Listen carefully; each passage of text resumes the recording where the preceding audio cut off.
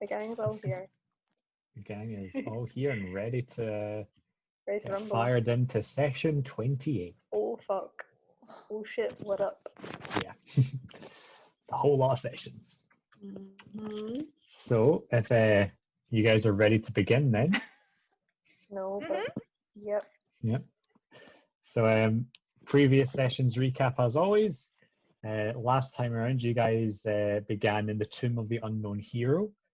One of the first things you guys did was Jellie cast divination to ask Onatu how they would help her save El Turo. In response to this, Onatu gave Jellie a vision of herself wearing beautiful teal, almost gem-like armor adorned in the symbol of Onatu, kind of androgynous bust. She was similarly wielding a shield and flail in the same style. And in this vision, Jellie was stood on the streets of El Turo, fighting off hordes of devils descending upon her. Following this vision, the party went to the Chamber of Torm's Council to meet up with Jinx, Faria Jinx, to have the Helm of Torm site cleansed. And after a brief conversation with the various leadership figures of the survivors, Yavin, Chromash, Ravenguard, and Jinx, you had the Helm cleansed, greatly aided by Jellie. You assisted Jinx in the ritual to cleanse the helm quite a bit. Jellie, you then donned the helm and asked, how can we save El Turo? And you were then given quite a vision of Lulu in her mammoth form racing across Avernus, being chased by some horrible demon. Riding Lulu was a human woman in the armor of El Turo, and you witnessed the woman thrust a glowing blue longsword into the ground, and with Lulu's help, a white citadel sprung from that point. The vision then showed Lulu, now reduced to her current form, dazed and confused, spinning through the air away from the citadel. Your vision then kind of seemingly entered the citadel, and you witnessed the glowing blue longsword embedded in a rock sat upon a pedestal in a large chamber, which I sent you a photo of. Well, picture. I suppose it's not a photo. You've been there yourself. And that longsword being the same one as Amity had witnessed the angel Zariel wielding. You then set about turning to personal matters for the remainder of the day. Amity, you had a rather unpleasant conversation with your childhood friend Theodore. And Jellie, you reunited with your mother and sister, though largely a very sweet reunion. You did try to reach out to your father with a sending spell and realized that the spell was unable to reach him. He's dead. You then had your family get together to work on some armor for Lulu. And as you guys kind of settled down for the evening, Rosen and Laurie, Jellie's mother and sister, accompanied you guys in the Tomb of the Unknown Hero. And that's when Jellie cast Sending to communicate with Mortlock. And with that, you guys kind of bedded down. It was a very quite a Jellie-centric session, but Very, very You deserved it. a whole lot going on with Jellie right now. Oh, and by the way, I've added the Helm of Torm site to your journal. It looks cool as fuck. Yeah, there, and the wonderful artwork I did for it. Put it on the screen. I will. Oh, yeah. Everyone see. I will show them all. There's a reason I go to Stanley for artwork. I can't wait for him to see that. All the artwork I make is just so shit. It really is. But gives us some idea. It's got a bit of charm to it, I guess. It does. Is that bad? It's not that bad. It's got a lot of charm. So yeah, you guys set up for the night and rested. But during the night, as you guys are sleeping in the tomb of the unknown hero, with Jellie's family accompanying you, you're all awoken by this kind of muffled but very loud sound of metal scraping on metal, a sound you heard before as you get that sinking feeling in your stomach as El Turo plummets a little further. Oh God! You feel the terrain beneath you kind of sink and sway as the city settles itself after plummeting. You have no idea how much, but there are screams, there is panic from elsewhere within the cathedral as people realize what has happened. You are unaware of just how far the city may have sunk. But last time, I believe it was only about 20 feet or so you realized, because you were able to use your broom of flying to judge it. So you have no idea if it's the same situation or if it's less, more. All you know is that El Turul has just sunk a bit more. But you guys haven't had a long rest by that point. You've maybe only got like 4 hours sleep or something when that kind of moment wakes you for a bit. And you notice Lulu's kind of like trembling there, kind of looking around to you guys to see how you're reacting. And Rosen and Laurie are also both woken up, but this is something that they have experienced a few times now, having been here since El Turul arrived here. So. I'm just gonna grab hold of Lily and I'm gonna bring her and go over. It's okay. You can go back to sleep. I mean, I know you don't need to sleep, but you can. I'm just gonna stay right here, okay? And she like snuggles into you. Oh, that's so okay, Lily. Jellie, you're okay. Yeah, I'm okay. I'm just like, like holding hands with my mum and my sister and squeezing their hands a little bit. Say, I'm okay. Yeah, we're okay. Kind of look at them and gauge that they're okay. your sister's kind of trying to keep your mum calm. She's going to say, "It'll be okay, mum. It'll be okay." And you do kind of feel that the terrain seems to have settled. Sorry, seems to have settled itself. Okay. Once I'm sure that it's all settled, I'll tell my mum to get back to sleep, and my sister as well. Need to rest. Yeah, there's maybe like 5-10 minutes as you guys wait around just to make sure that there's not going to be any other like aftershocks or anything like that. But yeah, it does remain quiet, and you guys can get back to sleep. I guess so. And so you get your heads down once more, manage to drift off, and the rest of your sleep is uneventful, so you can add the benefits of a long rest. It was interrupted shortly, but got your long rest now. Your HP, I don't even know if you actually used any like resources. I mean, I guess you used spell slots, but that's probably use spells. I only took emotional damage. Damn right. Yeah. So with that out the way, you guys having woken up at the end of your long rest, kind of coming to, what would you like to do with the day? When we get up, Ooh, what's that? Yeah, it's doing that thing when you talk where it's like as if the laptop's moving around. Oh, is it okay now? Yeah, Think so? I think so. Maybe I touched my. I can hear it yeah, there. Yeah, it's doing it there. Yeah. I will keep them as stationary as I can.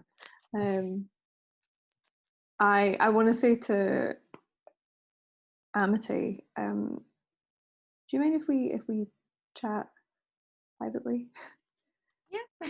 My cast message. Okay, so you guys communicate telepathically for a wee bit here. Do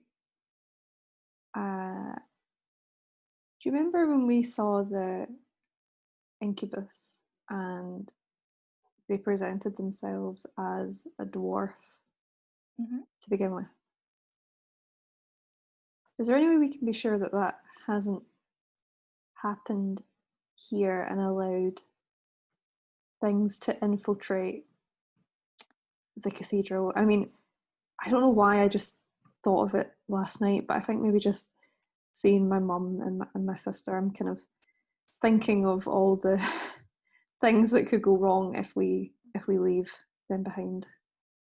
Yeah, I mean, I don't exactly know how protective the whole Torn business is in the cathedral. I don't think it would immediately eviscerate any devilish entities. But maybe if you cast something like Sense Good and Evil, that might be an idea. If you had that prepared. It's the start of the day, so you can now choose what Right. spells you want to prepare. But you do have access to detect evil and good, which That's what it is. I'm the trying first to. level spell. I It's see it. concentration, lasts up to 10 minutes, and for the duration, you know if there is an aberration, celestial, elemental, fey, fiend, or undead within 30 feet of you. Hey, 30 feet, is that it? 30 feet of you. well, if we get you on that broom of flying, whiz around. Yeah. Genuinely, yeah. 60-foot speed, yeah. We can just do Yeah, a when little there's only one person on that broom, it goes fast. do a little circuit. Yeah, All right, with that, yeah, okay. that's a good idea. I will take the time to channel detect good and evil and yeet. Make sure that you are marking that as one of your prepared spells for the day. I Just am. kind of decide just now what your prepared spells will be. Okay. Can I? So here's something. See, like before I pick my prepared spells, can I in the morning like check with Amity what we think is up for today? Like, can I like? Yeah, you're spend preparing time to spells be and kind of like, something to do as you get up and prepare for the day. yeah, like, So, are we going out? Are we? Yeah. Are we staying in? Because so, because I'll say you can spend time kind of consulting with Amity Okay. what spells you think would be useful to have at your disposal for that day. okay, so I confirm that today we think is the day that we're gonna head out. Yep, gonna hit the road. Okay, so And our big task is going to be getting from up here to down there. okay. So if you've got any sneaky spells, that might be an idea. I mean, I do have silence. Yeah, we got that ring. We got the ring too. But Silence, if silence. we're on a broom flying down from Elturo, Yeah, I'm not sure how much that ring's going to help us.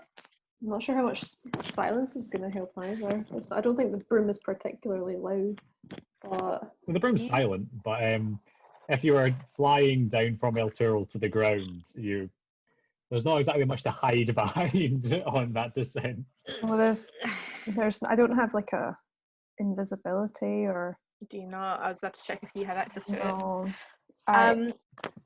Well, my idea was that I was going to polymorph into some kind of flying beast of Avernus. You Yeah. go on my back. I ride you. And then we sail down. Gavin looks concerned. Ow. Can you sense how polymorph works exactly? Is it not just beasts? I don't know if fiends count. Beast, a beast of Avernus. Yeah, a beast of Avernus. Just like I'm a giant eagle, but I'm all red. A red okay. eagle. There's the Avernus color scheme. You're a strange hellish I eagle. blend exactly. I blend in. Oh, I can be one of those fucking flying horses that the Nazgul's on. Yeah? Yeah. A sick black horse. I think it was black, right? A nightmare is specifically a fiend, I'm pretty sure. Yeah, but it could be a horse that looks like a nightmare. Doesn't need to be a nightmare. Yeah, but I can just be if she just transforms it into something that looks like a nightmare, she can't fly the way a nightmare Yeah, does. that's true. Because a nightmare doesn't have wings or anything. A nightmare flies essentially through magic. Is it Pegasus a beast? I don't know. I mean, you're right, you're right. I think a Pegasus might be a fae. I will check. I don't know the specifics of polymorph. I'll be honest. It is a thing. It is specific. It's only beasts that I can turn into. So that's off the cards. The new form can be any beast whose challenge rating is equal to or less than the target's, or the target's level if it doesn't have a challenge rating. So you guys are level 7, so it would be anything with a beast of challenge rating 7 or lower. Mm-hmm. Uh, So I could be a mammoth, a giant shark, triceratops, an ankylosaurus, killer whale. None of these things can fly. Giant eagle. There we go. Giant eagle. There we go. That's the one. Let me just make sure I can carry you. What is the fly speed of a giant eagle? 60. No, 80. 80 feet. 80. Oh. So it's faster than the broom. It is. Mm-hmm. It doesn't say how much it can carry.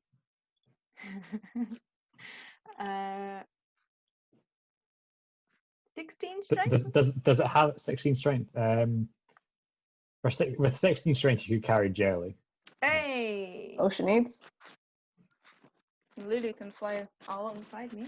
I literally, there are, out of all of these spells, there are none that would offer any kind of illusion, physical illusion, any kind of hiding. Hey, you're a forge cleric. They don't really deal in illusions or stealth. I mean, you walk around like plate armor clinking and clanking as you go. So That's true. All the more reason why they would want to make up for their lack of what they lack. But nope, do they shit. I can make myself blind and deaf so that when I inevitably do die, you don't see it coming. I don't see it coming. Then it's a nice surprise. I got nothing. I mean, Bane's a good first level to have. I have never used it for my life. Okay, yeah. Yeah. Things are go-to. If things are coming. Bane is what helped Flo so well during one of the one-offs we ran. I don't think she took any damage because nothing hit her. Until the final fight, I was fine. So when I got yeeted into that room, I was like, no worries, don't about it. Makes it fail. So whenever it tries to then hit you, you subtract a certain amount from its roll. That's good. Okay. Yeah, all right. I think I've added. Yeah, you're right. There really isn't. Enhance ability? Maybe? Where's that? It's second level transmutation. I can find the traps in the sky. What's Divine Beacon? And that just makes me go low. Makes me even more of a fucking target. I think Divine Beacon buffs your healing, does it not, whilst it's on you? Yeah, but I don't want to be. I'd be so bright. Yeah, it does make you glow very brightly. So you would be like a glowing star in the sky. What's feign death? Oh yeah, maybe if things get really bad. Creature put it into a cataclysmic state. Yep, just cast that 3 times on the 3 of us. Holy fuck, cleric. Yeah. Enhance ability might be worth it. Definitely revivify. Oh yeah. Hold on, wait till I see what I've got so far. 1, 2. I want to keep 1, 2, 3. I just remembered that time that me and Flo realised Sarah didn't have Revivify prepared. The horror. Right, I need to yeet 2 of them. And how much danger was it? I'm gonna yeet. Oh, I don't want to, but I will. Do I want to talk to Natu today?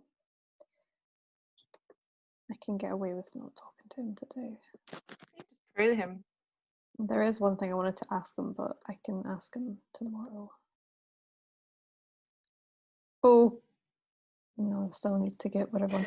We can continue with the session though. Okay. So I think I'm done. There we go. Okay. What would you guys like to do? So I was just focusing on you because I thought Sarah was still preparing spells. But if you guys are both ready, then Oh, We I'm ready? we're doing that. You're awake and prepared for the day. We're gonna head out at some point. Should we tell them that we're leaving and ask if they've got anything that we could have? Maybe like have they got anything laying around? definitely. They could give us a little buff. Yeah, if they've got anything they can spare. Any things of holy water lying around? I've got ceremony, so I could make some more if they're willing to give up some of their water. It might just, it's a cathedral, they might just have a fountain of it. They might just have like a bountiful supply. Let's hope. Yeah, if we That's a- bathe in it and we're all soggy, we Yeah. give ourselves a devil. That's extra points, maybe. If it scratches us, yeah, legit, maybe. I definitely like soon want to do like a circuit. Or Oh shit, yeah, that's right. You gonna do your circuit now? that's like And then we can report back findings.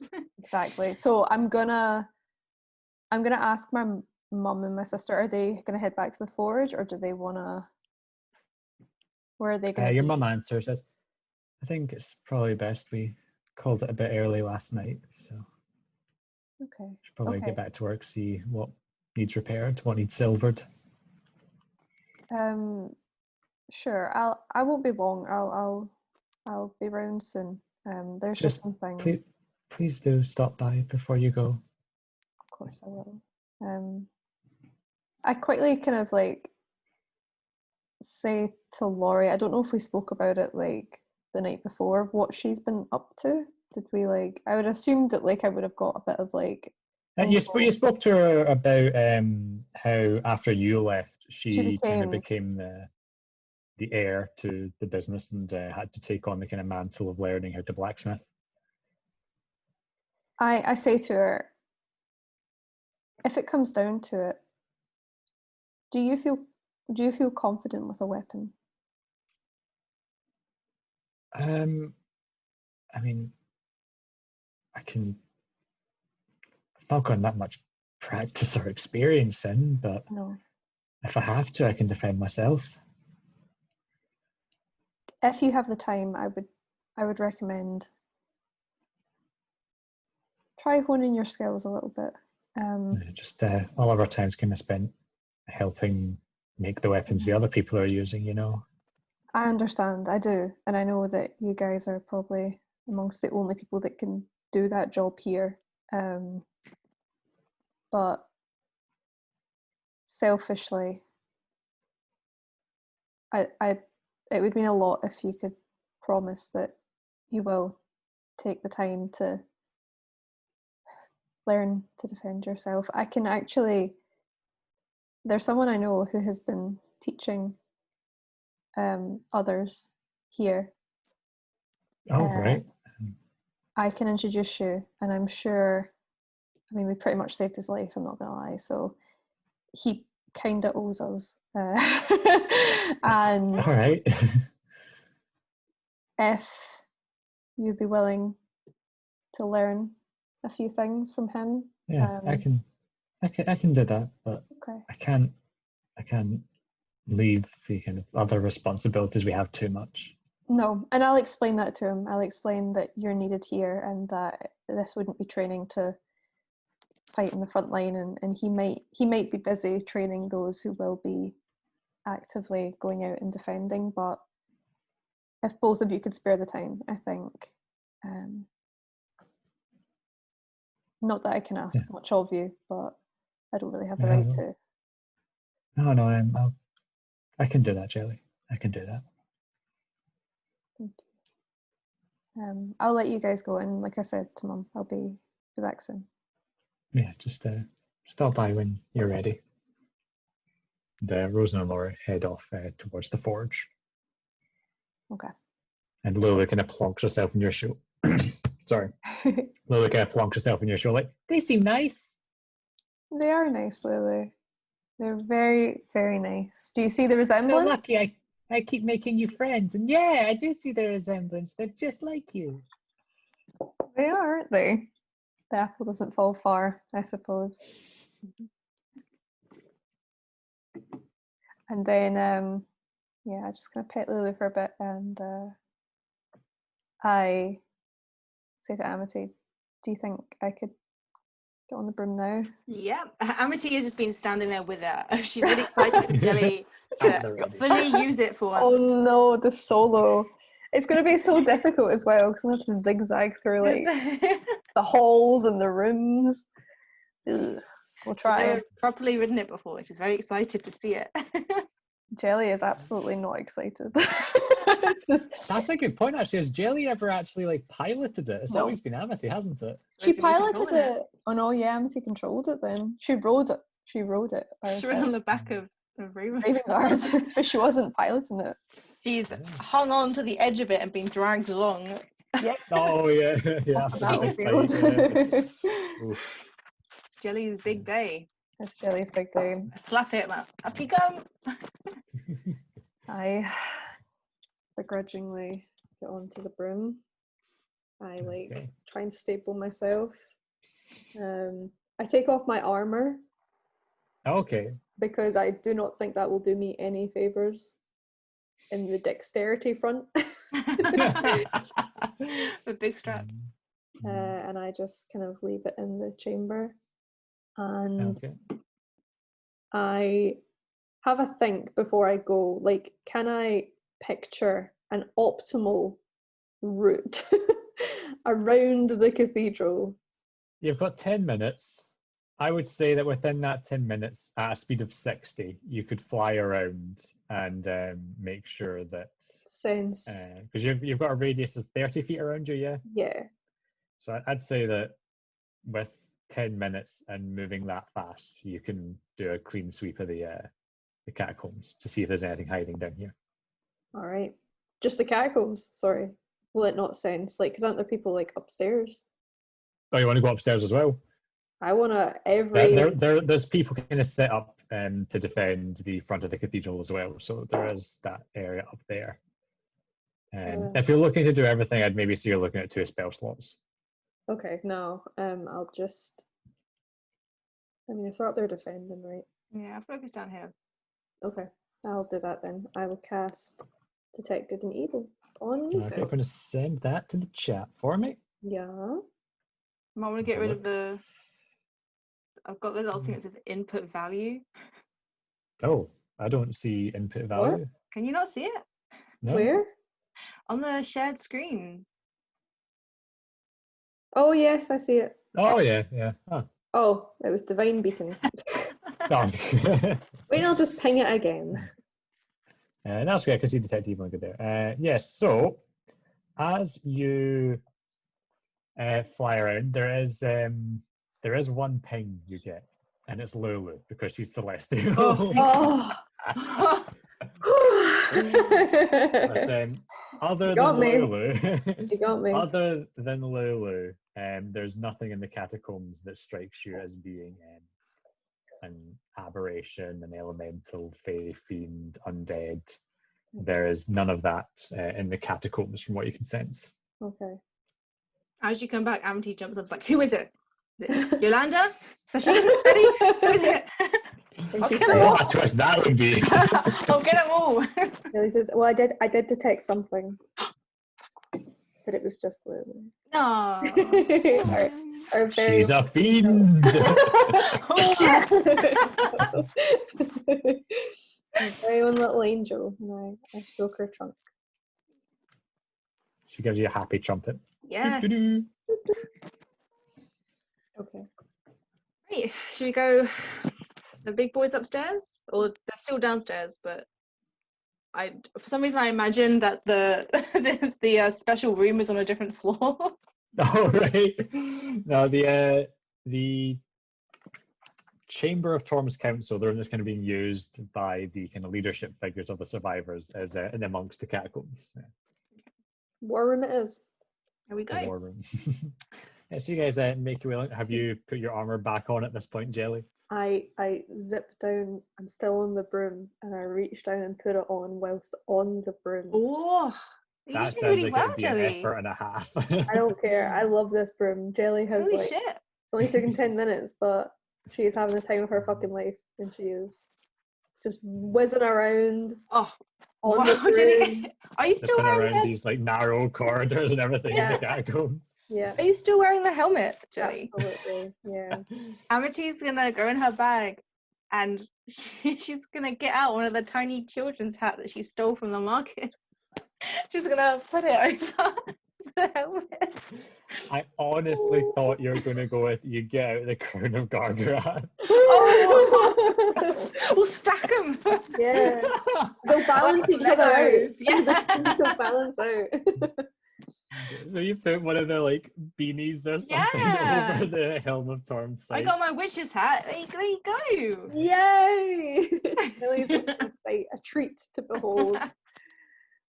This Here we fucking come. room. Here she Heroes comes. roll through. The champion of Torm. Fuck you not. Here she is. The fuck you're not. Right, let's So- go see our boys. So you go along to the Chamber of Torm's council, and as always, Stroven is stood outside, just guarding. If you wanted to speak to him, but I did. Just quickly. okay. Yeah, sure. I say, hey, Strobin, sorry, I know this is out of the blue and whatever, but just quickly, I kind of wanted to ask.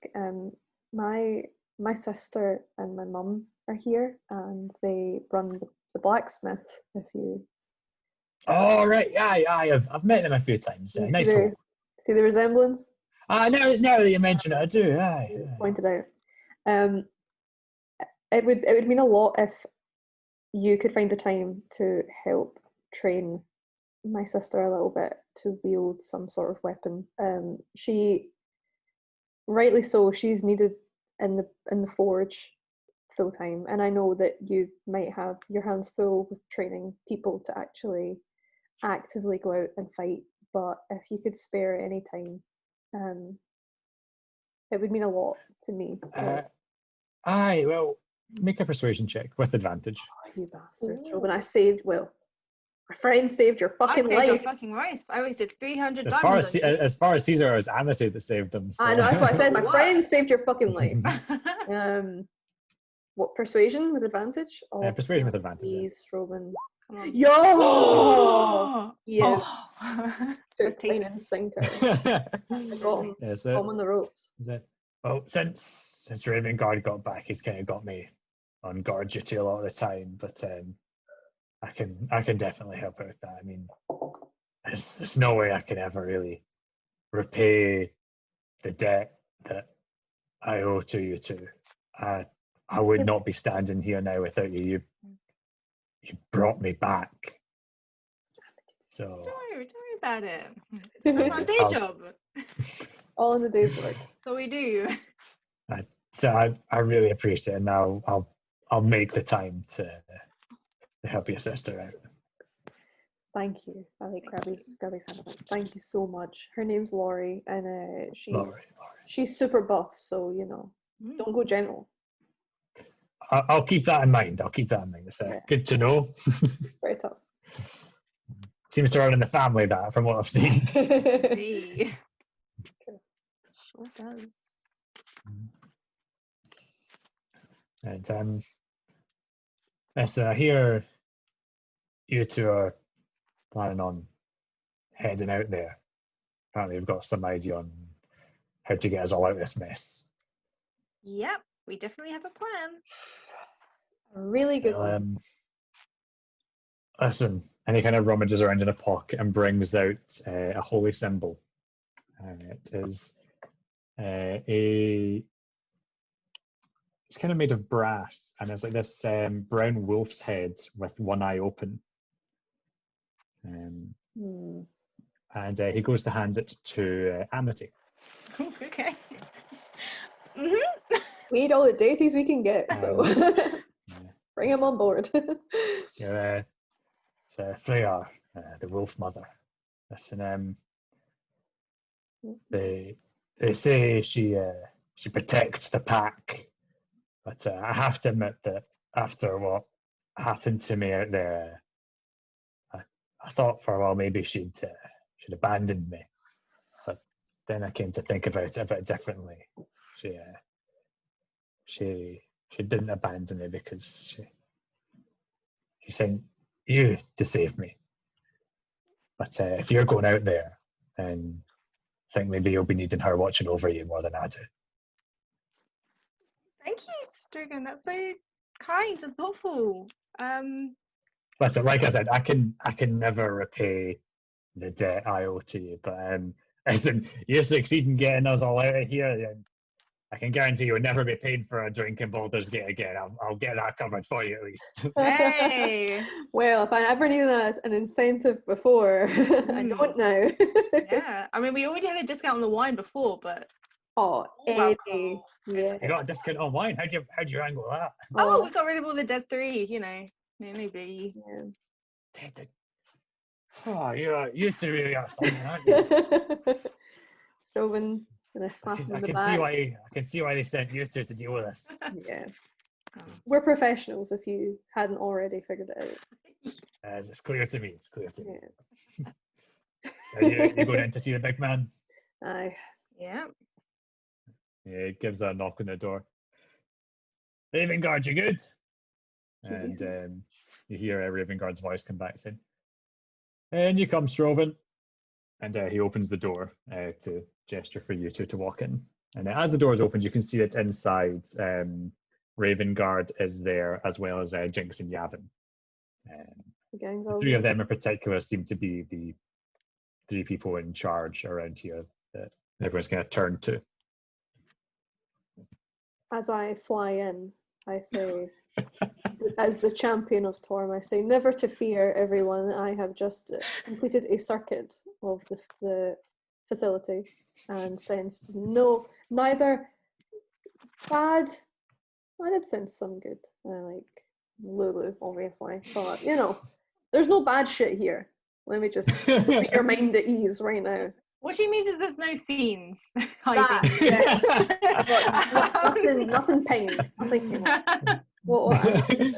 And to this, Jinx replies, "Oh, good. We've been trying to keep on top of that, but I appreciate you making sure nothing slipped past us. Thank you for that." And Ravengard speaks up now.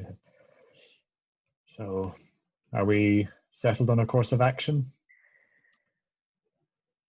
Our action is out the door and down to Avernus. And Yes.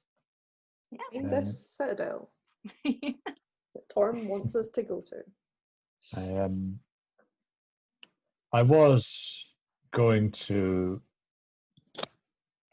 ask for your assistance in a matter, but after I'm sure you would have felt the shifting during the night there.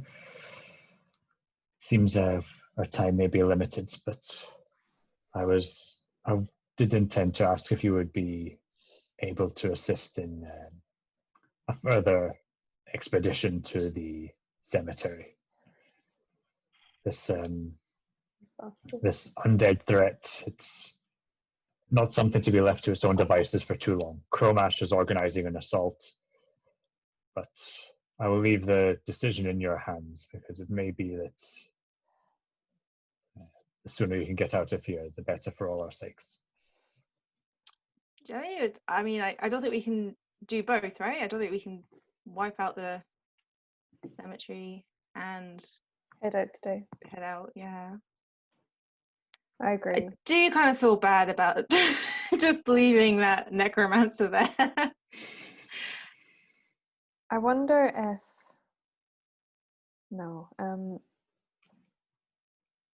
now's the time. I mean, I could ask Torm For what?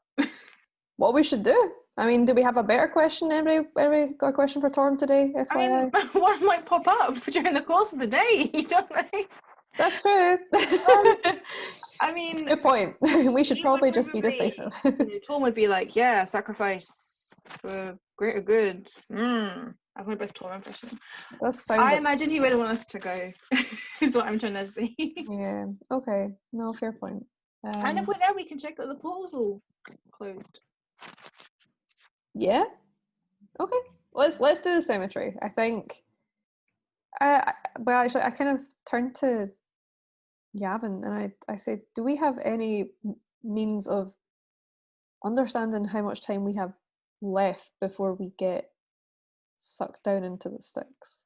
Is there any way that we can tell how long we have? Because Ravengard has a point. If we're going down, maybe our time would be better spent finding a solution to saving the city as opposed to saving a graveyard. Unfortunately, I'm not able to give a solid answer on that. We'd spent some time back at the academy trying to track the descent of the city, but the shifting is unpredictable, inconsistent from what we could gather. It is not always the same distance we travel downwards each time. It is sporadic and difficult to predict. So I cannot give an accurate estimate. I doubt Torm would know. Sorry, I just really like chatting to Torm, I'm not gonna lie. Yeah, like- he's like your pen pal. Yeah, just any excuse really to check in with him. I'm game. I don't know if that's valuable. I don't even know if I look to Yeah. Jinx. Would Torm even know? Do you think Torm would know an answer to a question like that? I'm not entirely sure, but if you feel it is worth asking, then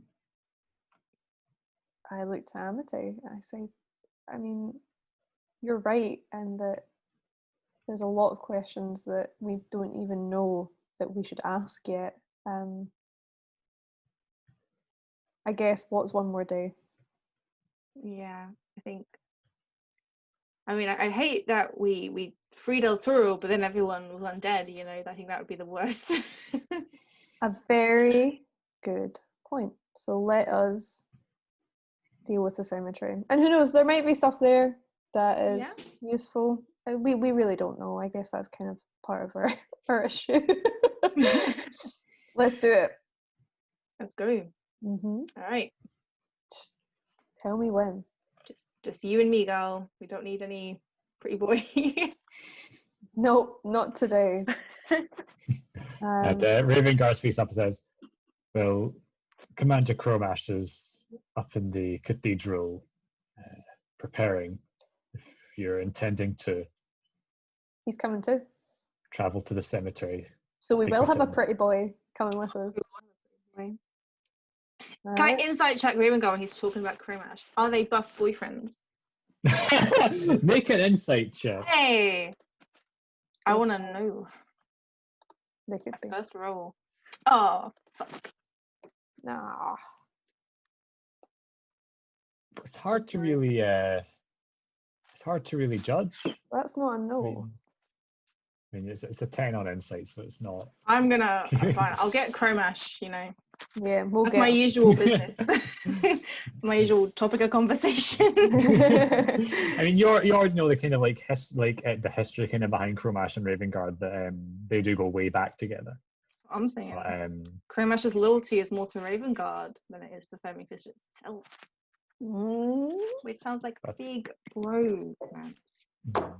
but in terms of how Ravengard has been acting towards Cromash since you've seen the two together, it's hard to really kind of put anything together.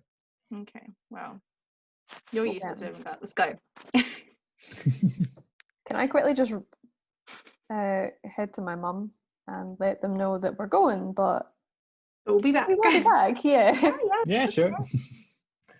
So you I kind of quickly stop zoom off. and do that, yeah. You Just fly very in on brief. your broom. Very Hey. brief. Apparently it's your broom now and not Amity's. Whoops. We share. It's a communal broom. The communal broom, yeah. Yeah, we share that. But Amity really suits it. Jelly with her fucking beanie on doesn't have the same. I love the Beanie over your helmet. The artist that drew Amity on the broom, can Yeah. she just do like an absolutely horrendous impression of Jelly? She can. Same position, but looking at her Absolutely fine self. Very lovely. I'll put you in touch. Great. So you head down to the forge. You kind of fill them in that you will be heading to the cemetery. Yeah. Mother is concerned, but you're certainly seem able to handle yourself. Oh, sorry. And I let Laurie know that the training has been arranged and Strobin is keen and knows where you are and will come and get you. Oh, right, I'll keep an eye out for him then. Sweet. Thanks, Jelly. That's all right. Bye! I blow him kisses and I like do a circuit around the forge. Right, Bye. yeah. Good luck out there. Thank you! I like clang my warhammer on the good luck. And I zoom out the door. Ding, ding, ding, ding. Okay, so you fly. You guys heading up into the cathedral itself? Yeah. Ah, Off we go. Okay. So also add that holy symbol of Freyr to your Okay. inventory. By the I way, was gonna ask if that's mine now. that's Yeah. yours. Both mothers. unless you want to are- give it to Jelly. If I have Jelly too wants many. even if Jelly Too wants many. even more deities involved in her life. Absolutely fucking not. D&D. So is it just spelled as Freya? Freyr. There's an R at the end. Freya, and then Freyar. Freya. Freyar. Oh yeah, that wasn't how I was spelling it. The wolf. you can go ahead and make a religion check as well if you want. Yeah. Can I? Sure, both of you can make a religion check. It's not going well. Yo. Okay, so Jelly knows. Amity, you have heard of Freyr. That's about the extent of it. Yeah, I'm not very Jelly is able to spiritual. fill you. Jelly is fill able to you in fill on- you in a wee bit on the though. way. Freyr is a fae deity, not celestial. Okay. She kind of embodies, like how Stroman said, she protects the pack. She is kind of focused on family and camaraderie, but not just family in a bloodline sense, family in the terms of like your comrades in arms, your found family, those who look out for each other, kind of your own personal pack. And she does have a tie to nature, being a fae being, but her kind of domain, you could say, is to do with an individual's pack and adhering to that kind of group setup. Looking out for one another. I love it. I like it. Yeah, and the symbol is typically a brown wolf's head with one eye closed.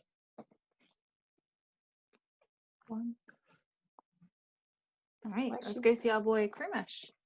Yeah. So you guys head upstairs, and Chromash and Seltern are both there, kind of speaking to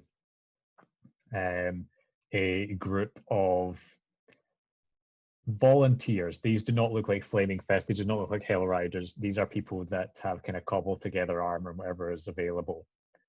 And as you kind of come up, Chromash is looking them all over, saying, I won't lie to any of you. We don't know for certain what we'll run into out there. There's no telling who'll come back, if any of us will, but there's something out there that needs addressed. And then he kind of notices you to approaching. And Scratch all that, you're all gonna be fine. it's just a moment, folks. And he Covers the microphone. put that speech on hold for just a moment. And Commander Chromash saunters over to you in his flaming fist plate armor. His grey tax kind of slung over his shoulder, and Selton follows as well, kind of eager to see you guys. Selton in a much better state now, having recovered from his previous ordeals. I think he's going back out there, the fucking madman. And so Chromash approaches. So I hear you two will be heading out there into Avernus itself. Not today. Yeah, not today, but tomorrow after we deal with that bastard in the cemetery. Oh, right. Round two, Ravengard said he baby. wasn't going to pushed the matter, seeing as he had other plans. He pushed, and it failed. makes sense. Well, I won't lie, it's be pretty reassuring having you two by my side out there. Yeah, we're a good team. Yeah, we are. And Selton speaks up as well and says, I had volunteered to travel along as well, having been one of the few people that had seen the cemetery. That is so thoughtful, Selton. And you were so good, and you killed so much. You were so impressive, super cool. But I think you would be better staying here for now. Yes, well, if you are traveling out there, I suppose make a persuasion check. Oh God, come on, you nearly died. I don't need to persuade you. Fuck me. He feels like he has a sense of duty and obligation here. What is not But bad? you say this, and he says, I suppose if the two of you are traveling out with the commander, then perhaps my healing capabilities would be useful here in case anything attacks. Keep our soldiers on the front line here well supplied. Very true. I've certainly seen what you're capable of, Jellie. I think their lives are in very capable hands out there. How many healers are going on this mission, by the way? Is it just me Well, now? so far it was just myself and Selton. I was speaking to the others, but as much as everyone wants to chip in here, it's a hard sell when you're dealing with some sort of spooky necromancer cunt. It's not wrong. One healer.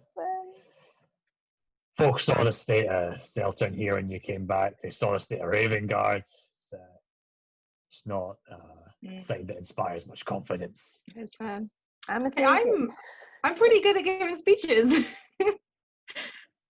Can I If you take the think you can mic? rally some folk to a cause, then feel I free. mean, it might just make him feel better. But I also want to make sure I definitely use an inspiring leader before we go. Okay. Do you actually want to try and recruit some of these soldiers? I look at Jellie. It's your call. No. I don't But- they're just gonna die instantly. They've got like 10 HP. Yeah, no, I don't want them to go. But Yeah. can I just confirm I'm the only healer in the party? Chromash and Amity are not able to heal. But is it just the three of us? It's just us three. Oh, sorry, I missed that. Because Okay. you just talked Selton out of going, and they hadn't found any volunteers yet. Oh, I understand now. That was me being silly. Okay, no, that's fine then. Fuck it, let's go. Okay. These soldiers can stay here. The three of us can manage. Yeah. I know that the Flaming Fist would, any Flaming Fist worth their salt would come along with us, but I feel like it's maybe a better move to leave them guarding this place. Never know what might happen once we're out there. Agreed. Mhm. We can do this. I'm still going to give a nice speech. Okay, to rally people or just for the three of you?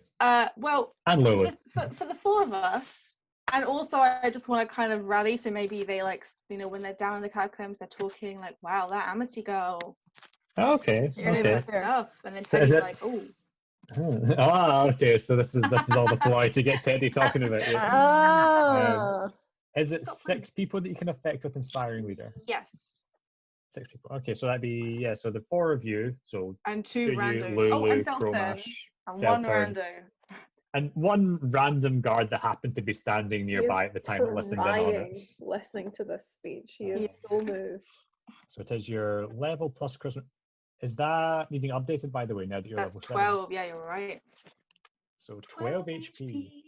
Yo. 12. Yeah, so both of you add 12 temporary hit points. I will add that to Chromash. And I'll add it to Selton and a guard. You never know. You might come in just handy.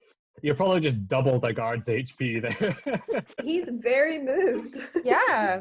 I will make sure I add that to Chromash and Selton. I'm talking about how cool me and Jellie are, about how Jellie smoked down several beasts in one fell swoop with aid from Torm himself, channeling his divine presence through her. I bang the helm like Dong dong on with your hammer. ding ding ding doing doing.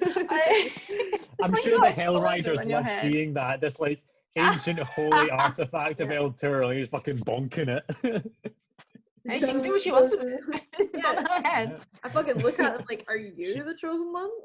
I don't know. Yeah. Jinx is the highest ranking member of the Order of the Companion left, and she seems to have given it to Jellie, so. Exactly. It's hers. Or did Jellie take it? Was she the only ping Yeah. when she cast Oh, the fuck. Typhoid and Evil? Jellie's the fiend. There's a twist. Oh. Uh-oh. So you give this speech, and Cromash kind of listens, kind of gives you a good nod. Feeling good about this. Yeah. I only saw you briefly out there on the steps, but looking forward to fighting side by side with you out there. I'm ready, Cromash, let's go! And I'm gonna bump shoulders with him. Yeah. He sends you fucking flying with the shoulder. Make a strength saving throw. Amity's knocked prone. How tall is he? I huge do have is he his height not? somewhere. I think he's over 6 foot, is he not? He's a big guy. Fuck these Cromash is a damn big guy. kneecap. Yeah. What height's Jellie again? Like 3 foot? No, I'm like 2. 2. Gavin, I'm tiny. She Is specifically the wanted minimum?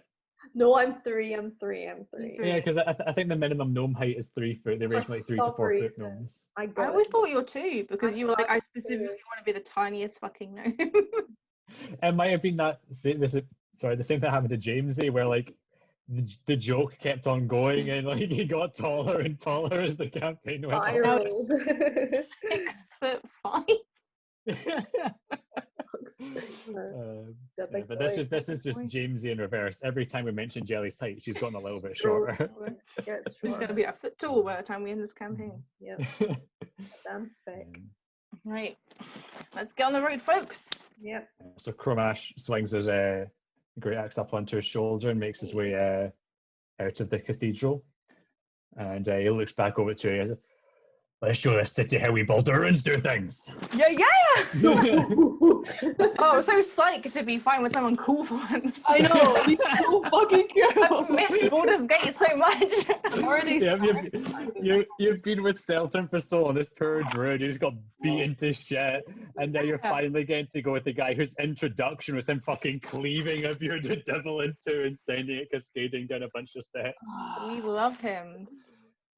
Makes So my soul as you guys step out into El Turo, do you mind if I take a wee break so I can run to the toilet? Yeah. Right, man. I'll Add a few break more. over. You guys head out into the city of El Turo with Cromash in tow. Mm-hmm. You leave that courtyard area at the front of the cathedral and begin winding down the path that leads down the hill into the city proper. And as you do so, Cromash is in a similar situation Jellie is, and where the armor is very hard to be quiet in. So Amity, there's you and Lulu who are able to move very silently, and then clink, clank, clink, clank, clink, clank from both Cromash and Jellie. The noises cancel each other out. Deathly silent. And as you're descending down the path, Cromash turns to you both and says, Selton filled me in on the basics. Anything in particular I think we should be bracing ourselves for out there? Amity, you want to give them a rundown on the... I mean, they're not faced? they're not devils. We'll mostly be facing a lot of undead. The good news is most of the things that he creates, the shadowy people, seem kind of easier to take down than like the fucking big minotaurs. But maybe if we take down Selton Gideon mentioned minotaurs. first, Mm-hmm. they might all disappear. Let's hope. All right, let's hope we can find the bastard. Good plan, Amity. So, Snipe.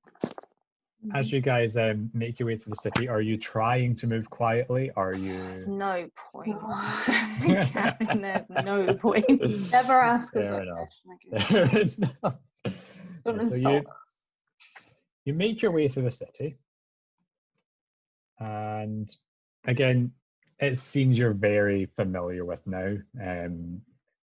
Bodies just scattered through the streets, just scenes of carnage and destruction. But it is oddly quiet. You can still hear the distant din of the blood war going on beneath the city, but there isn't really much movement or activity in the city from what you can gather. And you keep on making your way through the city, and you're nearly upon the cemetery now. And Cromash turns to Botis. I don't trust this. It's too quiet. Yeah, me neither. Ever since we came here, there's been regular attacks on the cathedral. There's been patrols out in the streets and nothing. Hey, Jelly, can I use the broom? Sure. Okay, I'm gonna get on the broom and I'm just gonna yeet myself up. And I'm Before gonna she goes, I'm going to give her guidance, though. Like, hand the broom over. Okay, so you say a wee prayer for Amity's sake as she Yes. swiftly ascends. How high are you planning on going here with the broom? I'm gonna go above the roof. Okay, above roof level. Make a perception check. Is there anything in particular you're looking for? Where the fuck is everything? Where's the gang? 20. Okay. So as you ascend, you can see up ahead where the cemetery is. You can see that familiar kind of plume of purple smoke ascending from behind the chapel. You can also make out, because you're not too far from it, you can make out the two kind of patrols of skeletal minotaurs in the cemetery. You can also see there are two more skeletal minotaurs this time. Okay. Two kind of standing guard at the doors to the chapel. And you look around and it's looking pretty quiet, pretty empty. Do you think it's because the portal's closed back up? I go down. You say that to Jelly. You say that to Lulu up in the air. Yeah. I mean, but that wouldn't explain the lack of devils that we've seen just like wandering the streets, though, right? Did you see anything up there at all? Like, were there nothing even attacked us on the way here? No. I would explain that. Can you use that sending stone and maybe just tell them like prepare? Yeah. Because I'm really worried there's going to be that they're all saving up for like a big assault. Yeah. I look at Cromash and I say, who has the stone? Is it still Keeper? Yavin? Can't say I know. About to find out. I take out the stone and I say, it's quiet out here. Prepare for the possibility of an attack. We don't know where anything or anyone is. Okay, is that everything? Respond. I wasn't counting words. Don't want to give Zariel too much information. Yeah. Respond if you get this, maybe. Yeah. Or not. I don't know. There's a pause, and then Yavin's voice comes back. Noted. Thanks, Yavin. That's it. Short and sweet. Yeah, that's fine. That's all I needed to know. Okay. Good thinking. How do we want to go in here if we still want to go in here, which I assume we do? Yeah. Well, there are a few options. I can only thunderstep me and one other person, but we've got the broom, and you're really good at the broom now. Jellie grins at the So come back on this broom. Maybe me and Cromash thunderstep, and you and Lulu can do a little fly. And I noticed that. Oh no! Wait. Did we see that there are skeletal minotaurs at the like No, there's still like a kind of like a block or two in front of you because Amity kind of went above the rooftop. She was able to see that up ahead. Yeah. There's 2 skeleton minotaurs, but we'll just go up to them and I'll thunderstep and then I'll yeet out. Okay, so we're aiming for the door. We're not aiming for like a. I guess we have to with your thunderstep, right? We can't like apparate. Yeah. I imagine we can go like round the back because he's got his little house, right? Shall we go round? Did you see anything back there? Like, is there? I don't know. Just the smoke and the minotaurs and the extra guards. Let's head around the back, and we can, in the moment, decide. Oh yeah, could we head around like the back of the cemetery at all? Do we have to go through the front? Touché.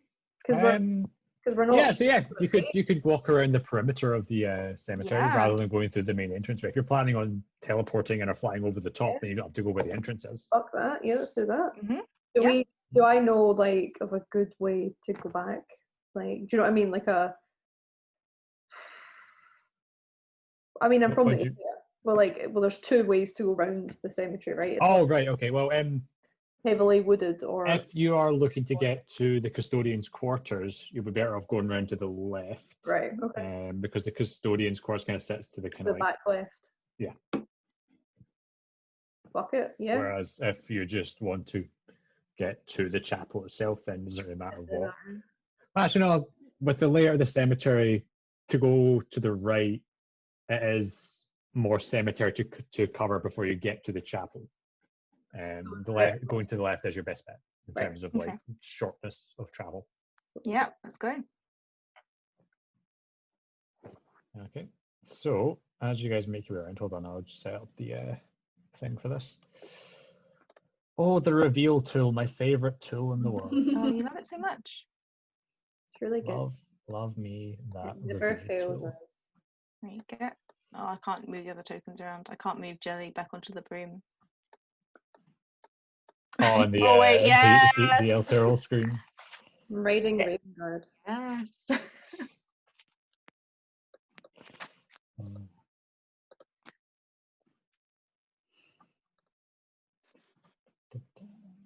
Sorry about the wait here. No, you're fine. Don't do it. I'm about fucking around with the auras. No rush whatsoever. Oh, you can't see my aura, Jelly. No, I can see. Oh, that's true. That's weird. I can see the auras. You can see what I see. No, I can see. I've never been great. You can see what I see. You can see what I see. I think Chromash token. An aura. God, where have I put? There's the Chromash token.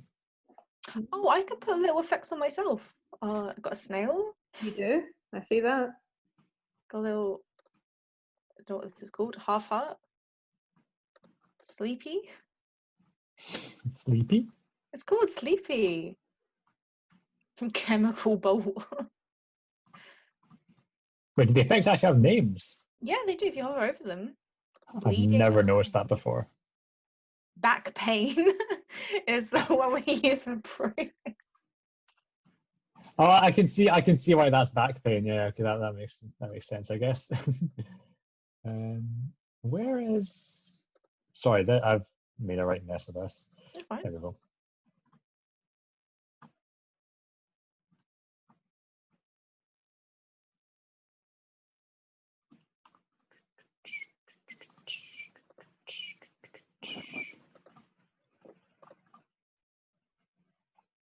Yeah, so hope I've done this right. I've only been using Roll20 for like 600 hours at this point, but so can you guys now see this? Yes. Hold on a sec. Yes. Oh, yeah. So you guys aren't actually where I put your tokens, but you're like down, or you're on the outside of the Grand Cemetery at that side of the chapel. Okay. And you can see at the front the 2 skeletal minotaurs standing over there. You can also see that there are 3 skeletons, animated skeletons, standing outside the custodian's quarters. And I forgot to put them in, but there are also 2 skeletons by the back entrance to the chapel. Okay. So you can make that out as you're kind of like walking around. And before that as well, the patrols that like chased you out last time, they do not seem to be paying any attention to you on the outside of the cemetery. Yeah, because remember when we got to as soon as we got to the entrance, they like stopped chasing us, didn't they? They had like, very specific orders to not leave the. Yeah. Okay. Should I disguise myself as Gideon? If you do we want to try and like deceive them and not attack? See if I just you can do it. show up, why not? and then I see if they come and attack me. And if they come and attack me, I'll start swinging. Start. What? The shot. Yeah, I think that's a good idea. I say, Krimash, give me a second. It's gonna be a bit weird, and I All cast right. disguise self. You're right. It is a bit weird. Just my voice still. I'm like, hi, hi, and you release like beady, big, yeah, They're he's like horrible, just... big, wide, unflinching eyes. Hi. The strange claw-like hands. Don't like it. You have taken the form of the undead Gideon Lunaward. Nice. Okay. Can we climb our way into the cemetery, or are we gonna have to? You could make an attempt to climb it. Oh. Also, by the way, I don't think you really need to bother with a wild magic roll because disguise self is a racial thing that you have because of your tiefling things. So no problemos. Keep in mind though, like you have noticed before that these fences, they're 10 foot tall and they have these spikes at the top upon which there are body parts impaled that are like flinching with life. They're still there. Okay. Maybe not. Okay, rather than me burn the spell slot, should we just ferry ourselves over with the broom? Yeah. I don't see why not, right? Yeah? That's alright with you? You feel okay with that plan? I am on board. Okay. As you all will be. Hey. Right, Jellie, you go first. Okay. And whoever else wants to get on with you, I'll stay behind. So are you just going like up and over sort of thing? Yeah. Are you trying to avoid the patrols then? Yeah. Yeah. Okay. Is it gonna be a stealth check by any chance? There will be a stealth check if you're trying to avoid the patrol. Oh. Hi, Jellie, you don't know. Do we pop the ring? Probably not, right? It's probably not worth it. We're gonna fight. Yeah. We're gonna fight these bastards anyway. Let's be real. All right, Jellie. Oh, in that case, should Jellie go first, or should the most stealthy people go first, in order for more of us to be over the fence at time of fighting commencing? Yeah, sure. It's me and Lulu. The dream team. Yeah. Okay, so Amity, you get ferried over the top by the broom. Lulu joins you on the other side. Okay. You send the broom back, and it collects Jellie and Chromash. They come over. You guys are now within the Grand Cemetery, but you're on the you're on the inside of the gate. Well, that'd be more difficult than it was. Okay. Are you now planning on? Oh yeah, because I mean the broom flies. You guys can ride it over, getting inside. I thought on the shoe. Yeah. All right. So should we go into his quarters first? Yes. So you guys aren't where the tokens are. Shit. There is like 100 foot or so of cemetery for you to get through to get up to where like the chapel sits on top of the hill. Right. Sorry if I didn't make that clear. That's what I was trying to get at with like trying to travel that distance without alerting the patrols. I see. Okay. Right. So it's kind of hard for me to visualize. Sorry. So can we just fly and thunder step, or am I? Yeah, you're inside the Grand Cemetery now. There are the patrols that are pretty close by. I mean, one of them is pretty close by. They kind of work so that they are not in the same area of the cemetery at the same time. So you're now on the inside of the fence. If Mhm. you're making your way up to the chapel, how do you intend to make that journey? Okay, so we could attempt a stealth thing, and then if that fails, If then it we fails, we'll yeet can't beat ourselves it. away. Yep. Okay. Okay. Shall we roll stealth check? You want to give a bit of a pray? Say a little prayer to my deity. Who are you praying to? Oh fuck. Torm. Oh, praying to Torm. No. All right. Onatu. Oh, No, wait, Torm. Oh, No. faith. Oh, no. Onatu. I'm just messing. Onatu. Onatu. Wee bit of indecision there. No. She's got too many. And that's default. I'm about to risk it all. All right. That's a 6 on stealth. Is pretty good for Jelly. 19 for Amity. Jelly is fucking and trying. Cromash comes out with Amity's 12. Buffing it out. Yeah, come on, average. Lulu's stealthy. 19, And you go. 6. Quick maths. Take an average of that, and I need to do. What is the passive perception for these? Go on, they can't see shit. They're a bunch of bones. I need to bring up the right stat block. They might actually be really shit at spotting things. I look like Gideon, so just business as usual. Nothing out of the ordinary here. We're just vibing. Oh, I'm spelling it wrong. That's fine. So I've been like a right mess with like Roll20 in my notes and stuff tonight. It's alright. It's alright. Email it to us. Our thousands of viewers will. Oh yeah, their passive perception is actually pretty low. Yeah, so despite the fact that you are still kind of like you are still wearing heavy armor that's clinking against itself as you move up, and you're able to stifle the noise as best you can, and kind of lay low behind some tombstones as the patrol walks by. You kind of have to hold your breath for a minute, hoping that they will pass by without noticing your presence. Not on us. Yep. Holy shit. Successful They stealth mission. they are essentially just kind of undead servants. They have been given simple instructions. They are not highly intelligent beings by any means, and so they continue their patrol and walk on, leaving you the opening you need to ascend up.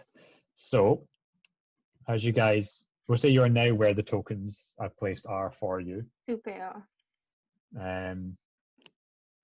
Are you trying to also remain stealthy when faced with these skeletons? Should we just eat them? Will it make a noise though? Depends how you deal with it. Well, if we want to go into that room. We need to, unless there's a window. But I don't. There are no windows on that building.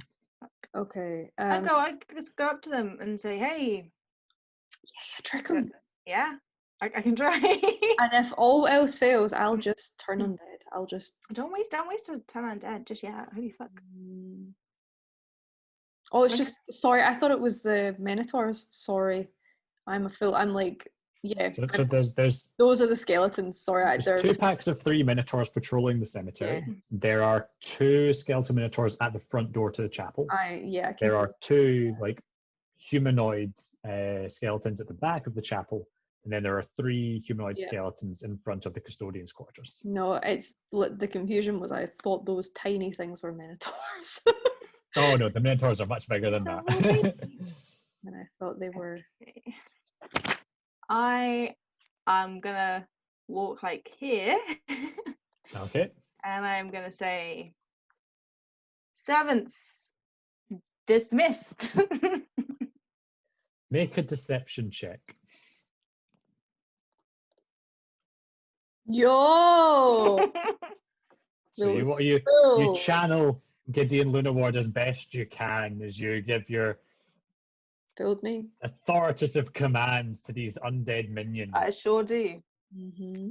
And they'll look at you and they begin shambling towards you, weapons raised. Are you kidding?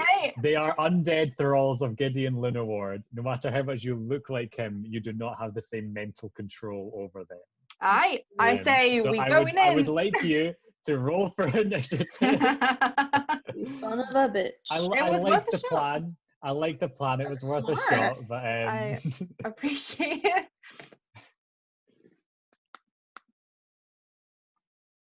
Oh, nice. Seeing how. see. Wait, isn't The, it? Oh, Jelly, that initiative. Seeing the second layer of hell. Oh man. I don't like the fact that minotaurs are immediately added to it, Gavin. Yeah, Just in Gavin. case. I just don't in like case. that. They You know, have you never know.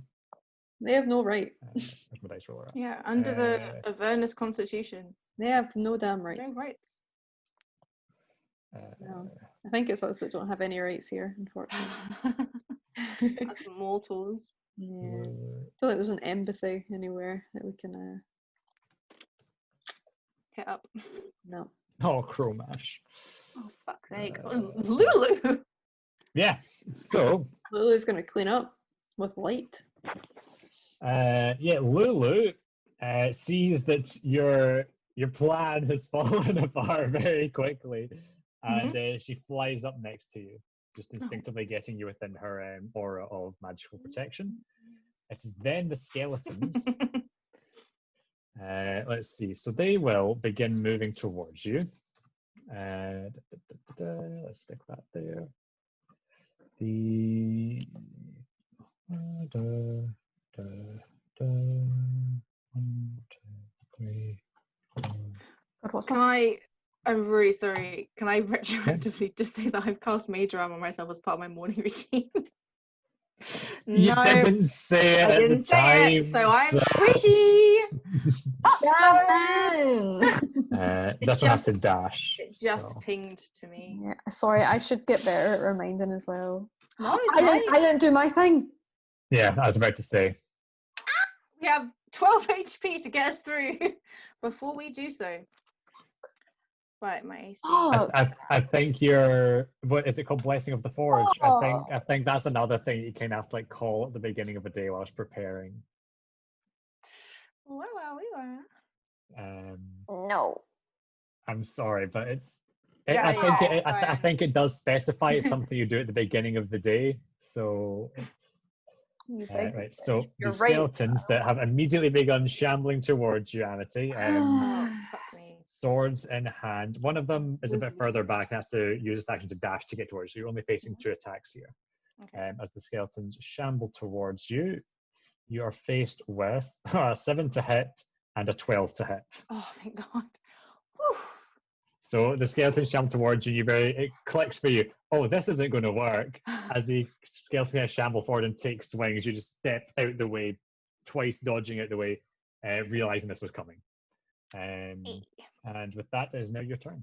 Okay, I'm going to cast Mage Armor using my ring.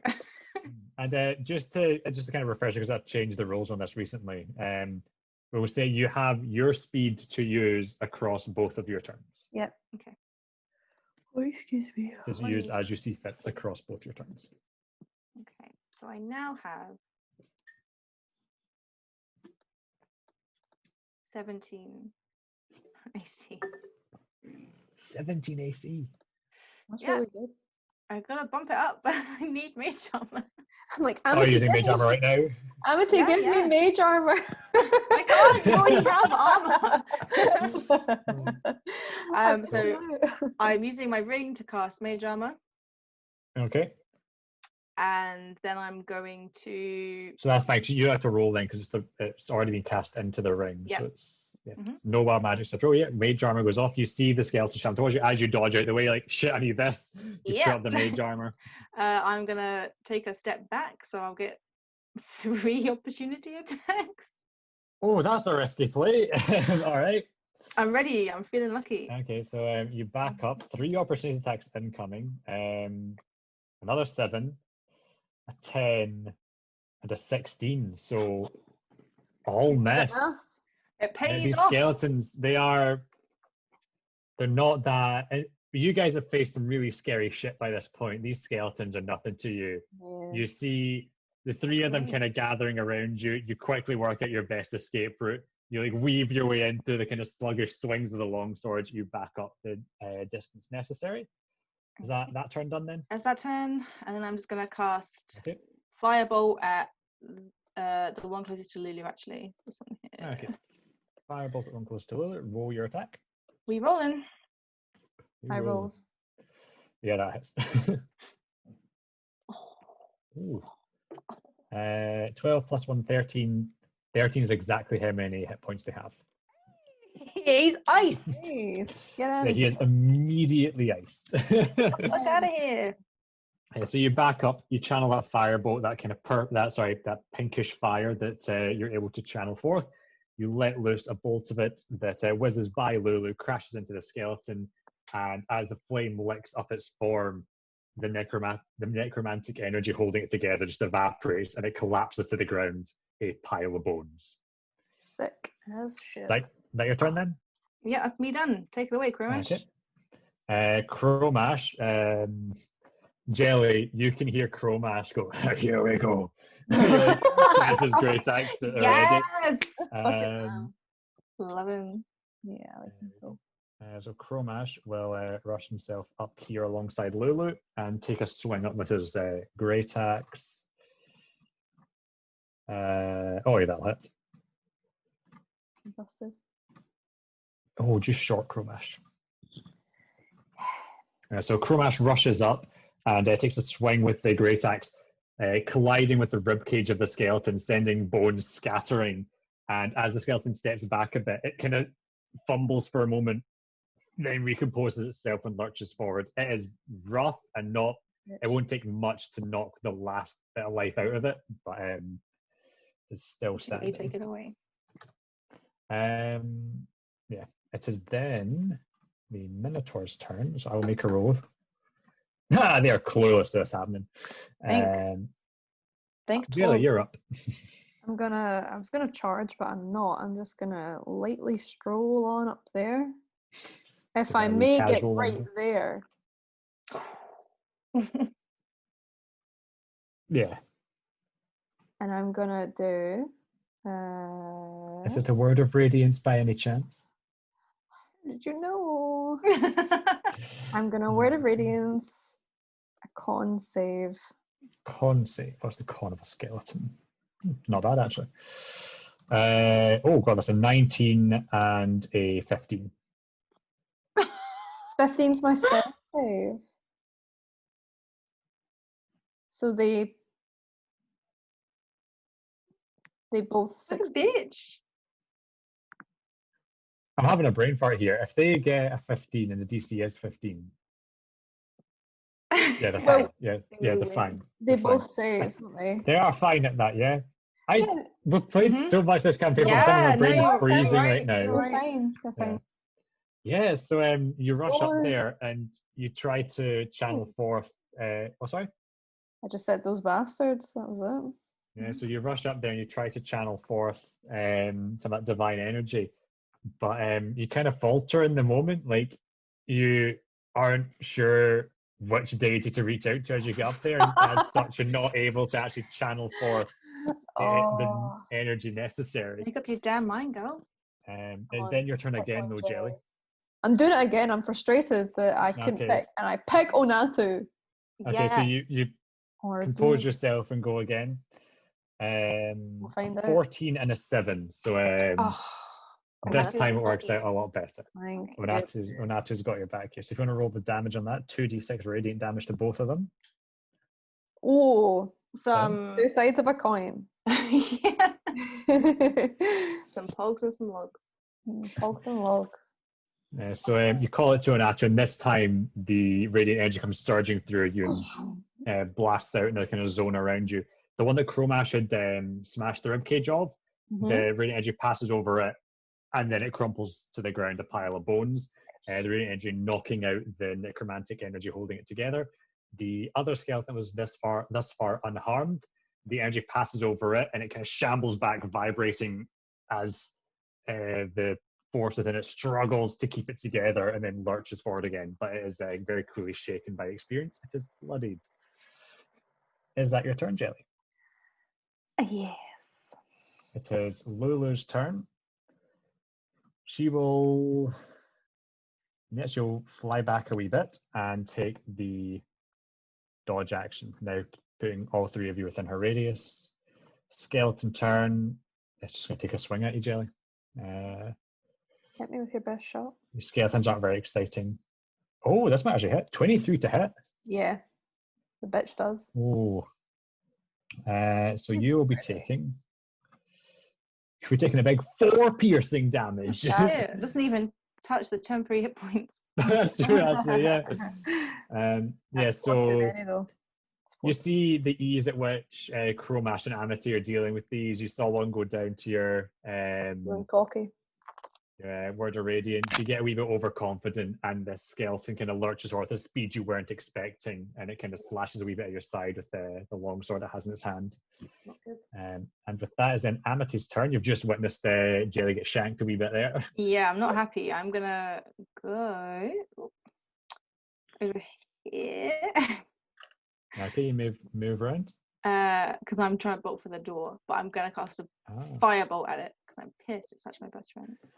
Okay, so you do that. Roll your firebolt. Oh, damn! 11.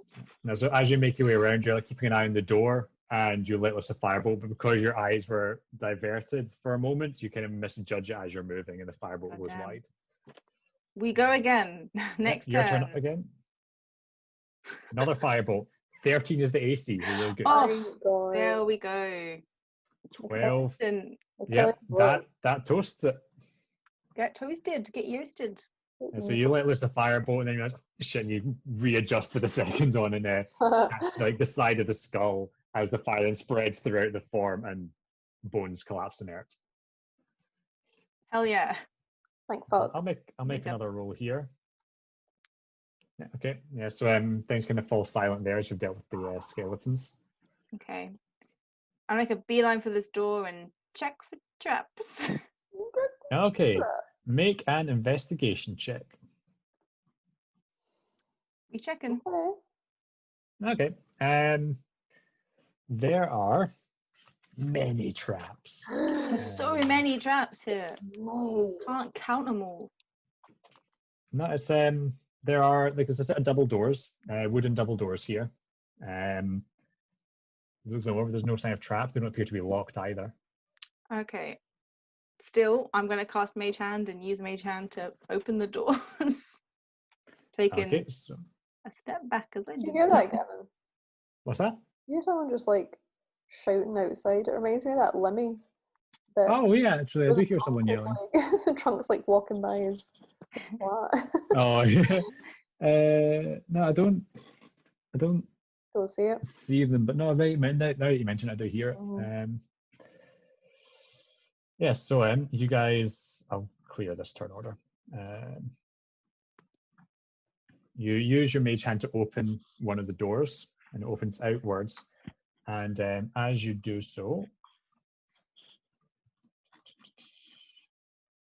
I'm revealing. The reveal tool. Show us. I don't need to find out about this. I can just do this. So you pull the door open, and you realise Gideon Lunaward has stood inside that room. Right. I really thought he'd be. He is. So inside, as the door kind of opens, you get a kind of glimpse at the room itself. It is lit. There is a torch on the wall, and inside, you make out that it's a fairly simple building. There's a bed, desk, dresser, table, chairs, and you can make out that on the desk there is a tome open, and that's actually what Gideon was standing over as the door opens, and he looks over and sees himself, because you have disguised self up looking like Gideon. And you also see that behind him there is this figure. It is not the same as the shadowy figures you saw before. The shadow figures you saw before were featureless. They were just essentially these amorphous blobs of shadow that took a humanoid form. Whereas this creature behind Gideon is almost like it's like a person. You can see like it's got facial features, but it's Actually, I can send you an image of it if you bear with me. They're getting pulse waved immediately. Yeah, but are you able to like see the images? Are you able to bring them up on the screen? On Roll20. Yeah. I could do that ahead of time. But you'd have to like load them all in and then like Yeah, I have to upload them to flick Roll20, between so I could do this like ahead of time if I thought about it. But is it easy like to like flick between them, like this map and then an image, like if you've done the work to put them into? Oh right. No, what I would do is I'd put them into your journal and you could open them. Like see like the coat of arms, like Baldur's Gate and stuff are in your journal. It'd be like that kind of way. Like in Call of Cthulhu when Kieran like. Yes, like that kind of thing. I see. So that kind of strange, shadowy figure floats behind Gideon, and as he turns and sees the door swinging open, he like locks eyes with you and rushes forward and coming to the threshold of the door. What is the meaning of this? And he looks out and sees Jellie, Lulu, and Chromash as well. And he locks eyes with you, Jellie, and says, "You've returned to wreak more havoc to continue to undermine my sacred duty." I start shouting and I say, "Do you remember what I did to you last time? I'll do it again. You Make come an in." intimidation check. Holy shit! I want to tomato her voice. Ooh, What'd you it's do boomy, last it's time? bassy.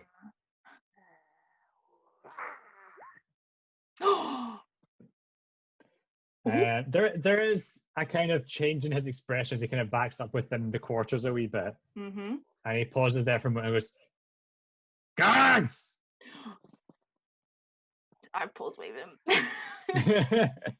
Okay, so it's going to be another roll for initiative here. I made it worse. You didn't make it worse. So we'll say that he was at the door. The shadow figure stayed inside as this happened. Amity, you opened it as you stood back, so you're like there. I think that positioning is pretty good as it is. I know. I don't even. I saw it. I saw red. Oh, Jelly. I've got my character sheet up. I didn't even need to look. I don't need to move this time. Do I need to add that? I'll just make all the skeletons move in the same. Yeah, I'll make all the undead move in the same time. Right, so that is Amity 21 and 16, very nice. Jelly 13 and 1, not so nice on that. Yeah, the brownies because I'm sorry. Where is Gideon? There he is. My dice roller. Lulu with the big 8. 8. Oh, Chromash with a 9. Ooh. Gideon with a 17. And the undead I'll put at an 8. So descending and your duplicates, we have 2 8s. Lulu has a higher dex than the undead. My I God. believe that works out. Yes, so Amity, you are up first as this is just unfolded, getting kind of backed up inside, but he's called for guards. You said you're going for a pulse wave? I am casting pulse wave. Okay. That bastard. Right, yeah. So Make a con it save. is a bitches. con save. Need to bring up the thing for the.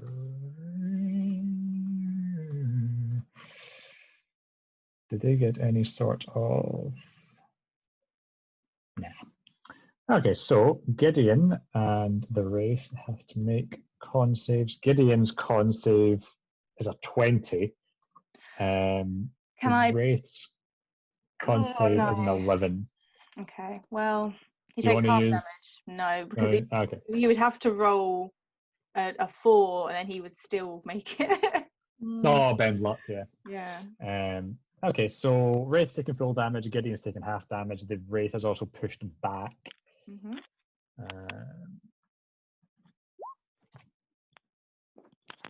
26 damage. I'll take it. Yeah, very nice. All right. 26, it's for Wraith. Gideon takes 13. Also make a wild magic surge roll for me. Mm-hmm. Okay, fine. Okay. So As you see, this is very quickly taking a bad turn. You channel that chaotic energy up from within you and let loose a blast of gravity distortion in front of you, trying to force them back. Gideon sees it coming, plants his feet, and as a shockwave passes over him, you see him kind of grit his teeth as it hurts with a surprising concussive blast. The wraith further behind him, it passes over it, and you see it like grasping at air as it's like launched backwards by it. So they take a fair chunk of damage from that. Anything else in your turn? I might just move here. Just a little Okay, bit fair away. enough, fair enough. Just 10 feet.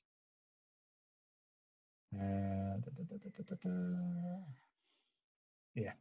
Okay, it is then Gideon's turn. And also that they saw that from their perspective as Gideon doing that because you still have your disguised self up. Sure did. Who are they gonna pick? Who's the real Gideon? So it is now Gideon's turn. And What's he gonna do? What's he gonna do? both of you make a perception check for me.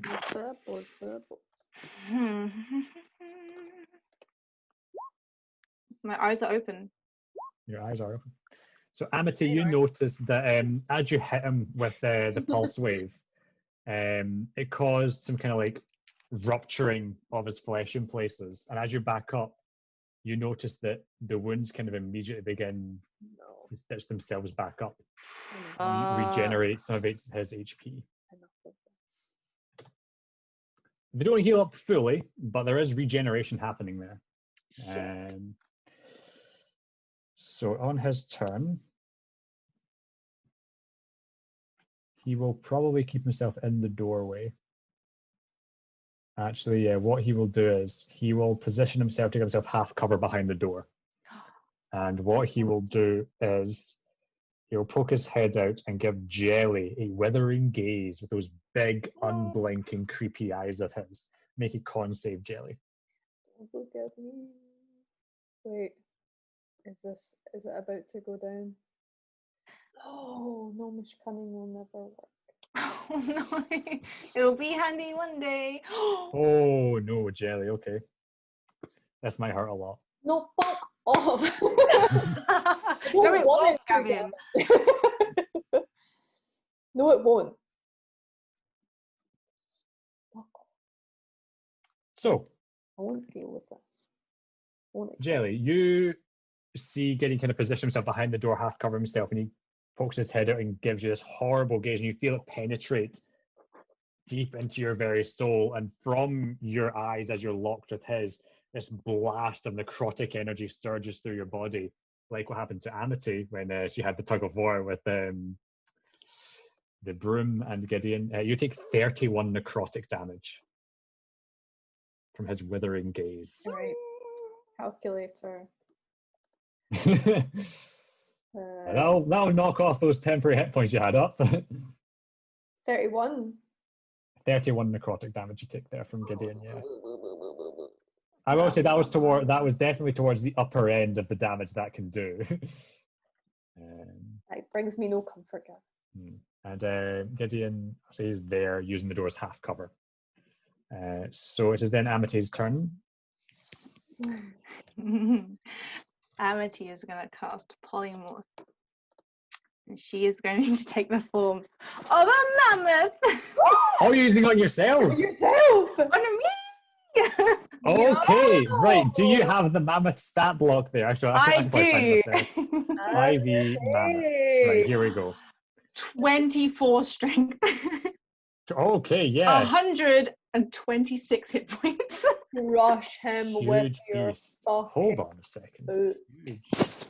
Rush the damn building for all I He's care. getting He's getting pulverized. good. That is He's just... got a challenge rating of 6, which I can cast. You know your 3x3 tiles is a mammoth.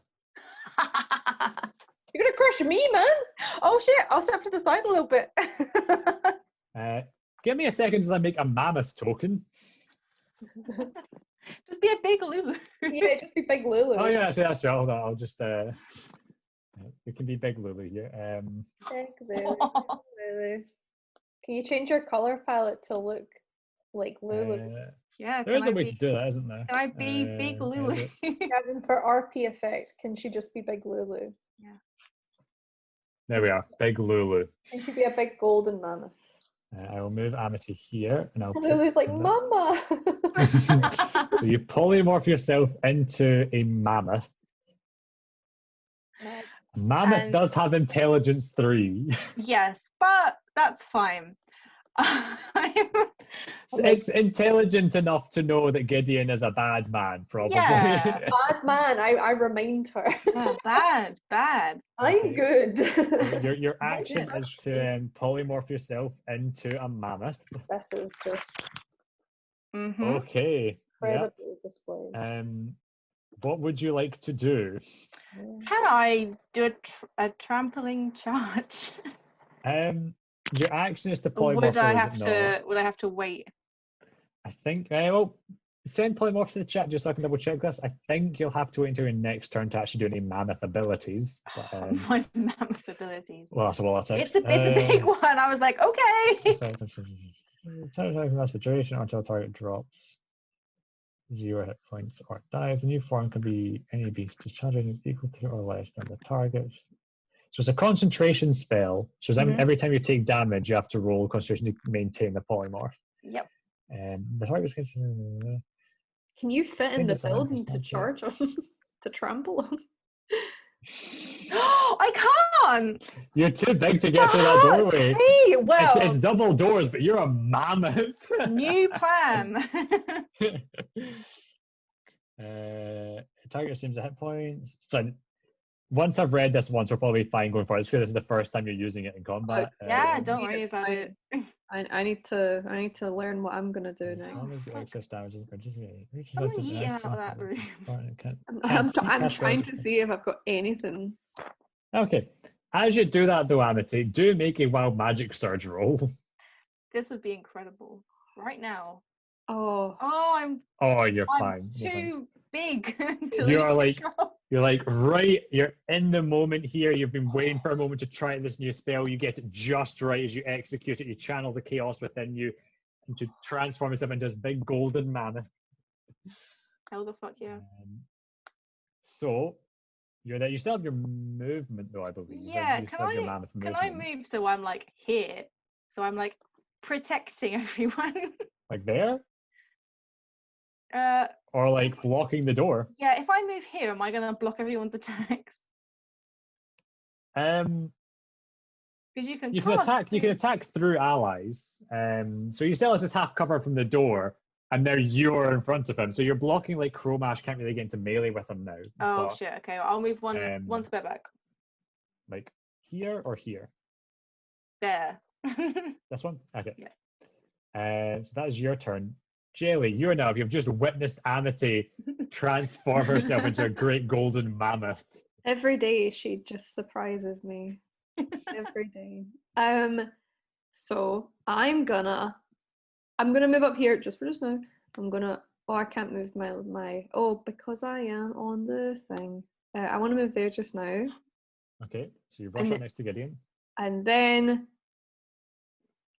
wait a second. I don't know if I want to go there. That's really silly. Really, Shelley. No, it's not. It's necessary. So Necessarily.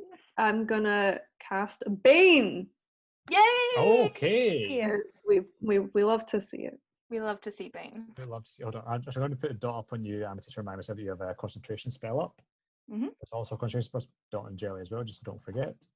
So up to 3 creatures of your choice that you can see within range must make charisma saving throws. Whenever a target that fails the saving throw makes attack roll or saving throws. Okay, so charisma checks. So the Wraith gets a 4. So yeah, Wraith fails. Wraith is baned.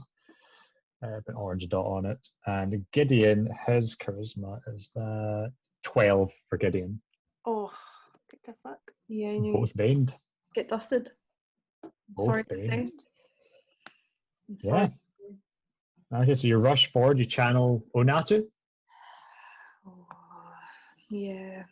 You call it to Onatu, and you're able to inflict a They're answering. horrible curse upon these two. It's Bane. That your turn then? No. No, oh, sorry. I'm gonna cast spiritual weapon in the building. In the house. You can't do two I spells. can. I You can can't. do a spell and a cantrip, but you can't do two spells. Where are you? No, I will do. Oh, I will move away. And he can hit me if he wants. But He What's will he gonna attempt to do? lash out and get you with his claw. It was cool. He will take a minus D4 to this, so he gets. Oh, never mind. He got. Sure. What's the plus to that? Nah.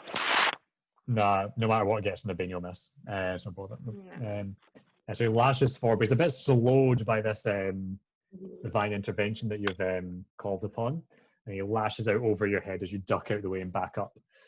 It's now Cromash's turn, and in the gap that you leave, Cromash now rushes forward and takes a swing at Gideon. We tag team. I've just accidentally opened Discord. Fuck. Hello. Fuck off, Discord. There we are. Yeah, so Cromash rushes forward and swings the great axe down, colliding with Gideon, dealing max damage. I knew we brought Come him on, for a reason. She cuts this nasty gash in front of Gideon's kind of tattered robes of Lathander. And Cromash is going to plant himself there. It's then Lulu's turn. How's she feeling? She is going to come and perch herself like on your shoulder there, Amity. You're just like me! Oh, I can't speak as a mammoth. Does she speak mammoth? She speaks a lot of languages. That's true. I don't know if she speaks mammoth. Right, it's now the undead's turn. Check So that for next. first up, we'll have the Wraith. Speed. Oh yeah, that's fine. Who will it target here? It will target Cromash. Is going to. You watch as the Wraith kind of begins shifting through the air, and it passes through the wall and appears next to Cromash. And it will attempt to swipe its hand through his form. But it will miss. Cromash, getting him prepared for this. He wasn't entirely sure what he would face, but he was readying himself for the worst. He backs out as a strange Wraith shakes a swipe at him.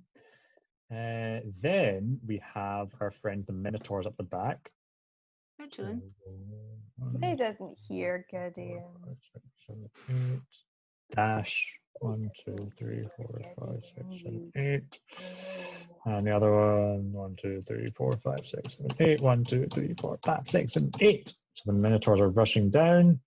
The skeletons up to the top left will also begin moving. 1, 2, 3, 4, 5, 6. 1, 2, 3, 4, 5, 6. I forgot there were other enemies. 1, 2, 3, 4, Don't worry 5, about 6. it. 1, 2, 3, 4, 5, 6.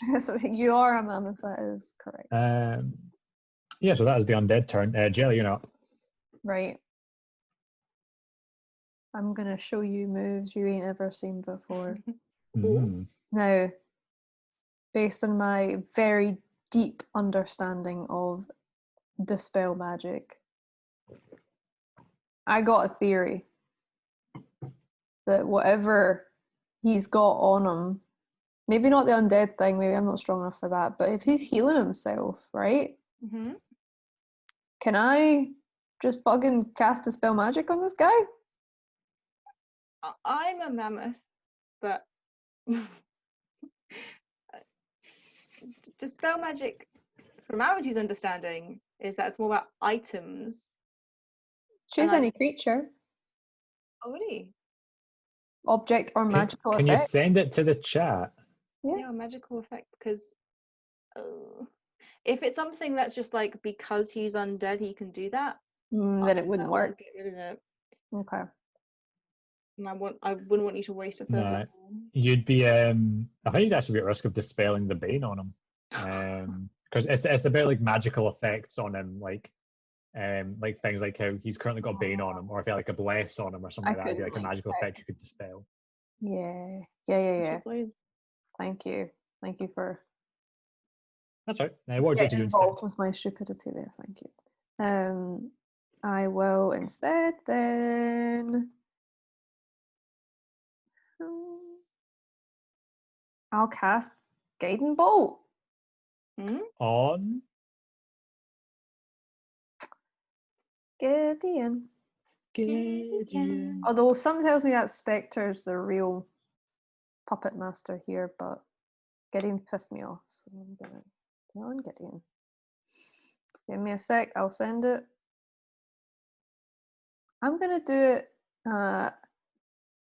second level. Ooh. Second level guiding bolt. Okay. Or I've got like tabs for days here. Yeah, okay, so make your spell attack. Oh, no, Be 5d6 radiant damage if it hits. Oh, no, to be a 3.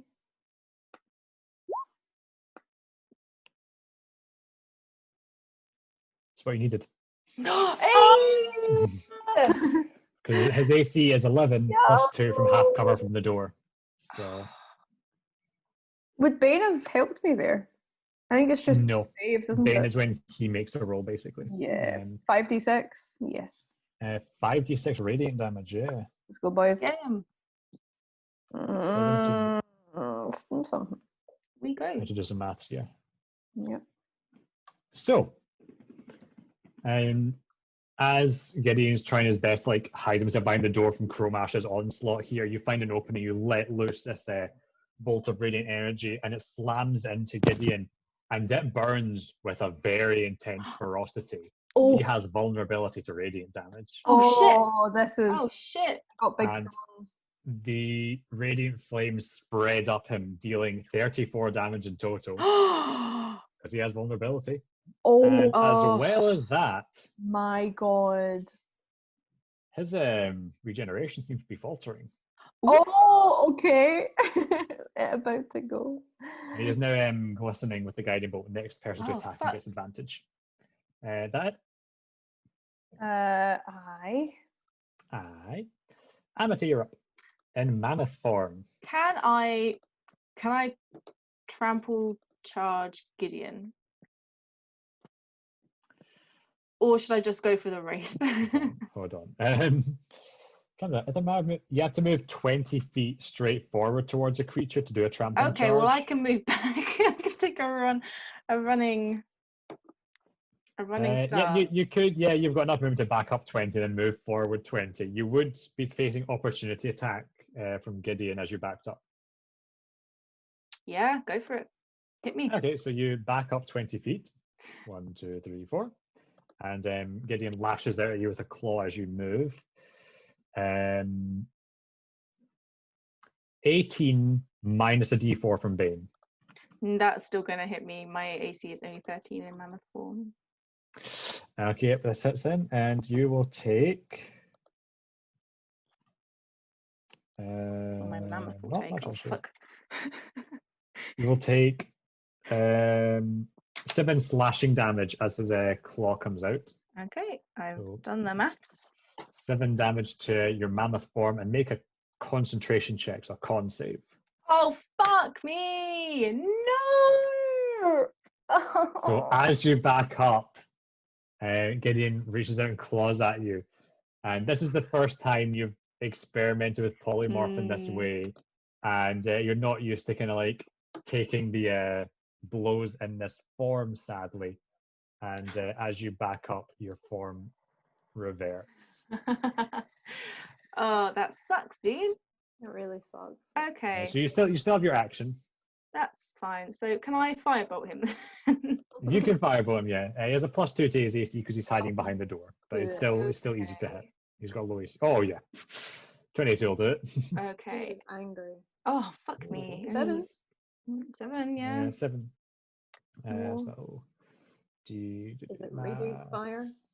I'm afraid that is not radiant fire, Amity deals. No, Also, if I get a big roll, I'm converting that damage. Yeah. But on a 6, I will not. So, sadly, as Gideon forces you out of that mammoth form, and your form kind of reverts back, and you find yourself staggering forward in frustration, just turn and let loose a firebolt that scorches up the side of Gideon. Not the most powerful firebolt you've let loose, but it's kind of born of frustration, no longer being a mammoth. Is that your turn then? As well. Yeah, that's my turn.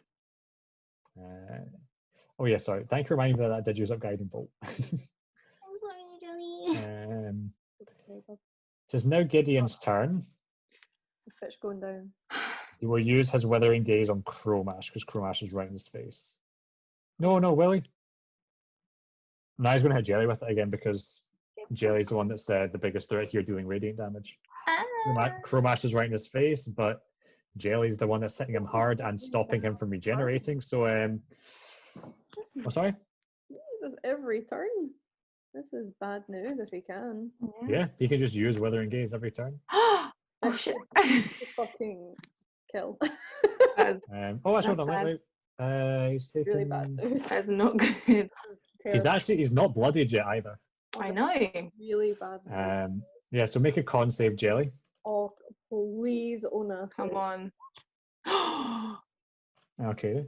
Okay. So you take half damage on a success. Would he get a D? Would the Bane affect that? It's not something he's rolling, so no. So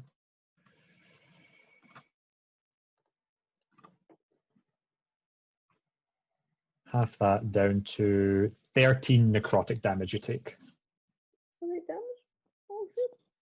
You take 13 hard damage. So you kind of steel yourself with feeling the presence of Anatu by you. You're able to kind of steel yourself through the worst of this, but the necrotic blast still does pulse through your body, taking the half damage from that.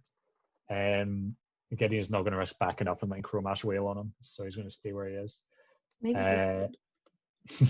Amity, you're now up. Okay. Oh.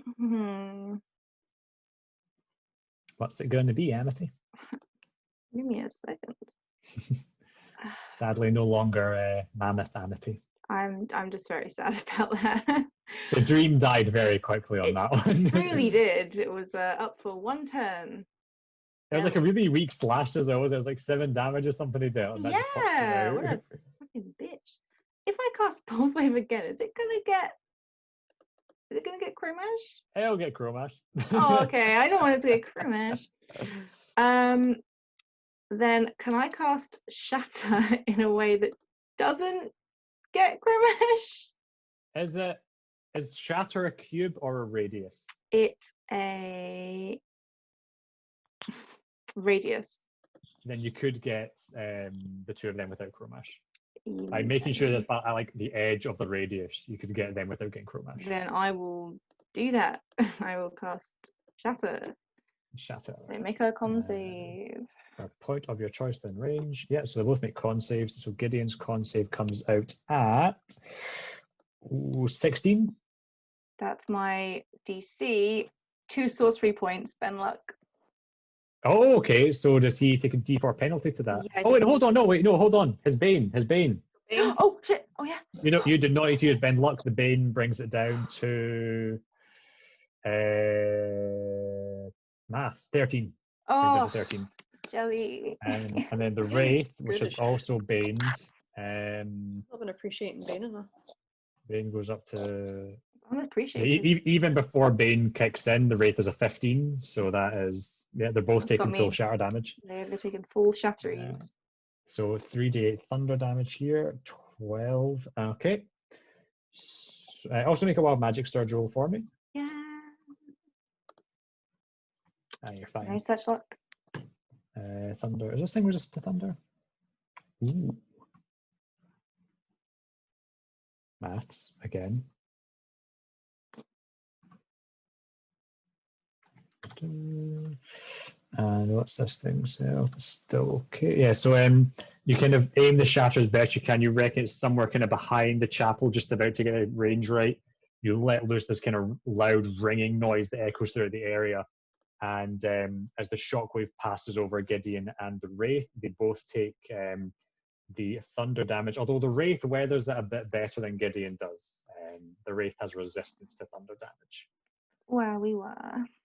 And you're able to keep a hold of your chaos as you do so. You are You lost the control of the mammoth form, but other than that, you're keeping it together with the wild magic. Do you want to move, or are you happy where you are? Yeah. Can I move so I'm like next to Jelly? Yeah, okay, you move yourself over there, yeah. And within Lulu's range. Jelly, you're now up.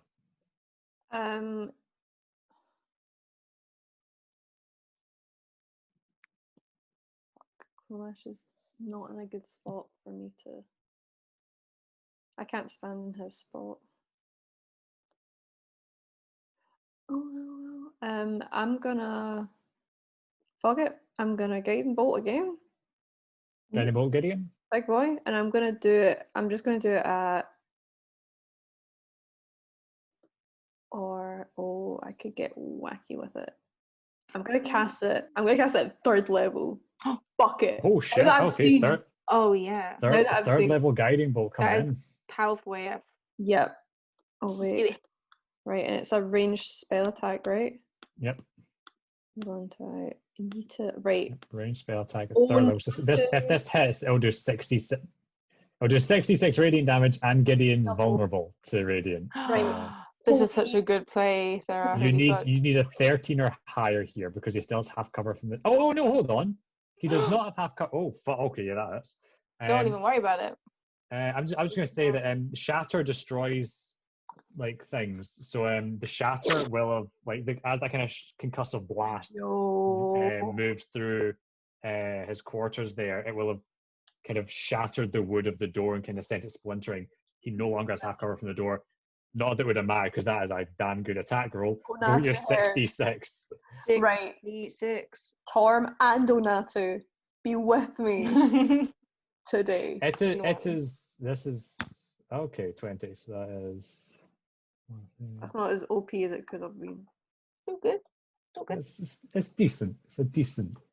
Half is about half. It What it could have been. It could have been 80 damage if that had. Holy fuck. So, let me do some quick maths here. I'm So here that brings it to.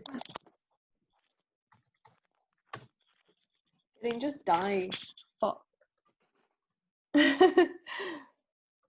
I can do this all day. I'll blast Yeah, you. so you're fed up with Gideon's shit. You channel as much as you can of Onata's radiance and just let loose this really terrifying arc of golden light that streaks across you past Cromash and slams into Gideon, who's like still kind of reeling from the shaft and the fact that his door has just been obliterated.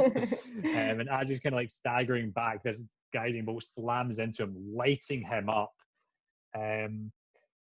He is, as like the kind of flames dissipate, he still glistens because of the effect of guiding bolt, but his flesh is seared by this golden flame. He looks really, really rough. He's got so many dots on him. I don't even know what he they is, mean, he is but as long as bloodied, you have it, baned, and lit next up thing like to him that. has advantage because of guiding bolt. Yeah, so Gideon is looking bad. Good. That's what we like to see. It's then Cromash's turn. Cromash will attempt to get a strike in on him. Oh, Cromash just misses actually. Oh, Oh no, he has advantage. He has advantage. thank God. Yes. There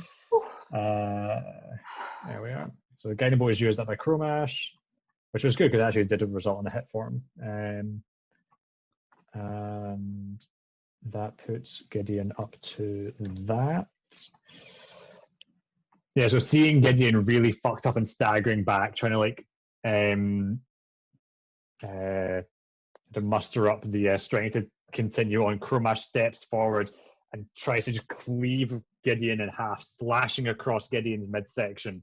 As Gideon kind of lurches over this horrible big wound in his gut left there. He is still standing, but again, he's pretty rough. It's in Lulu's turn. Lulu's happy where she is with you guys within her range. Oh, yeah. She will just plant herself there and dodge.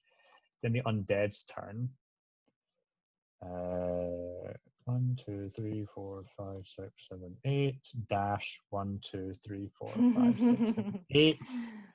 1, 2, 3, 4, 5, 6, 7, 8. Dash 1, 2, 3, 4, 5, 6, 7, 8. Skeletons.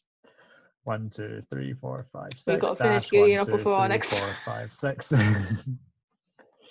1, 2, 3, 4, 5, 6. Dash 1, 2, 3, 4, 5, 6.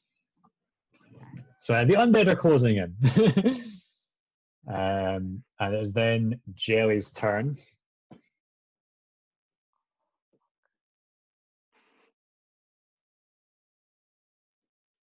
Wait a minute. So as Gideon is like hunched over here, horribly slashed by Chromash, seared by all this radiant fire you've let loose on him, he looks up, like, again, these horrible, unblinking, wide eyes, and he kind of looks over the two of you and Chromash and says, "No, I must build an army for her! You will serve!" Look, she's toxic, bro. Okay. She about to do it. She about to do it. I'm gonna look around, see everyone closing in, and I'm gonna grab. Oh. I'm gonna grab like my. a Yeah. But you know, I've got both of the symbol of Onatu and the symbol of Yeah. Torm. Torm. I'm gonna grab my tits, and I'm gonna pray to them both. Let you have the One hand on one. Well, hand yeah, on the other. specifically designed so that each holy symbol is on a tit each. Yeah. The left tit or right tit. Who are we Yeah. going for today? I'm gonna cast. Yeah. Did that sound Turn like that? undead. Yeah, yes, there. So it is con saves against. What's your spell save DC? 15. Yeah. Well, it's destroy undead. And remember, Gideon and that will have And the rate. have their Bane. Bane. Good point. So Gideon. He's gonna Get shit him. himself. He's gonna Natural 8. He's shitting himself again. Yes. Yeah, Gideon is is turned. Absolutely terrified. The And he's wraith. stuck in a door as well. Where the fuck's he gonna go? Clamber up the wall. Oh, the bane has caused the wraith to be turned as well. Yes, Oh, great. well, we need to kill him eventually, but But it's good to know we have time to discuss. I don't know. Yeah. But yeah, we do need to kill them. The wraith doesn't have any benefits to us. No. We can loot. I think Amity might just try and kill Skeletons. Gideon. Honestly, she's sick of this dude. That's honestly fair. It was more for these big boys. Both skeletons are within range, right? Yeah. Mm-hmm. Yep, and the undead First, Minotaur as well. the first boy. Minotaur. Oh, Minotaur got a nat 20, so the Minotaur's alright. Oh, that's the one I really wanted as well.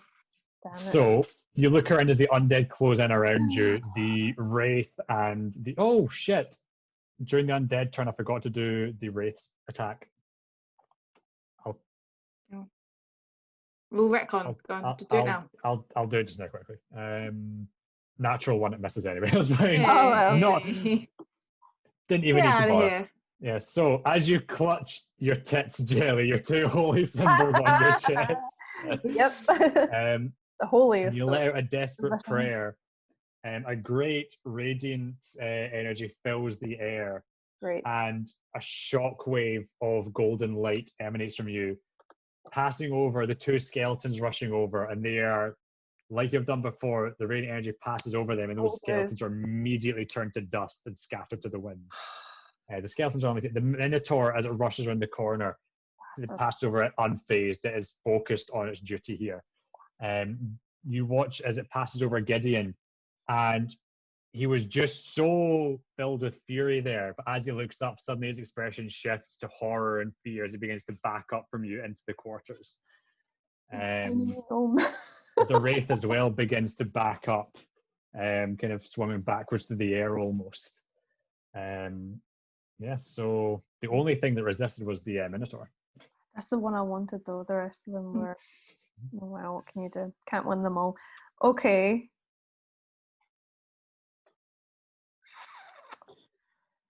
Ay, what is one to do? That's me. That's you. All right. Amity, you're up. Gideon or Minotaur? Oh, can I shout, by the way, like shout out to like Chromash and stuff and be like, if you hit them, they will turn. No, yeah, you can say that. I don't care if you do or not, but just letting you know. I'm focused on this Minotaur dude. We can Yeah? deal with Gideon. Oh yeah, because he can. Right They there. do the chargy thing, right? Yeah. Like that.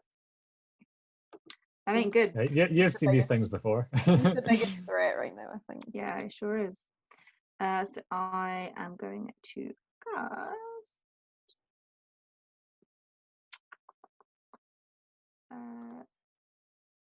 I'm gonna get my big gnome hand. Yay! Oh, okay, yep, maximize Yeah. earth and grass. Okay, so where do you want it to spawn? I want it to grapple this Minotaur dude. Okay, whereabouts there would you like it to appear? Just like in front of it. Here? Yeah, That'll do. perfect. It's not the most visible, but it's there. Truly is. So Truly is. you also make a wild magic surge roll as you do so. It's getting lower. It's getting lower. Are we creeping down? Down. So you see the Minotaur version, you see it's unaffected by the radiant wave that just emanated from Jellie, and you reach forth and you channel that chaotic energy within you into the ground along, and then coalesce into this great big earthen fist that emerges and attempts to grapple the skeleton. So it has to make a strength saving throw. We've got 7, but its strength is 4. So it goes to 11 on its save. Hey, no, he So still fails. if it fails, it takes 2d6 to roll for bludgeoning damage. So it takes 7 bludgeoning damage. And you notice that as it takes the bludgeoning damage, these things are vulnerable to bludgeoning damage. Oh shit! Oh fuck! I wouldn't have thought that. Yeah. Those bones be brittle. Oh, I can. As an action, I can crush it again. He needs And some it's, I help. mean, Is it not an action to cast? It's Oh, an do you mean like action. on your next turn? Next turn, yeah. Okay. So this great big earthen hand emerges, grabs onto the skeleton as it tries to thrash its way free, and you hear the crunching and snapping of bones as it grips it, and it is now restrained. Half art on it. So it can make a strength check on its turn to try and break free. Is then, unless there's anything else you want to do on your turn, Amity? Nope, I'm good. So then Gideon's turn, and he is going to try to flee. He'll back up. Chromash hears you, will not make the opportunity attack. Smart boy.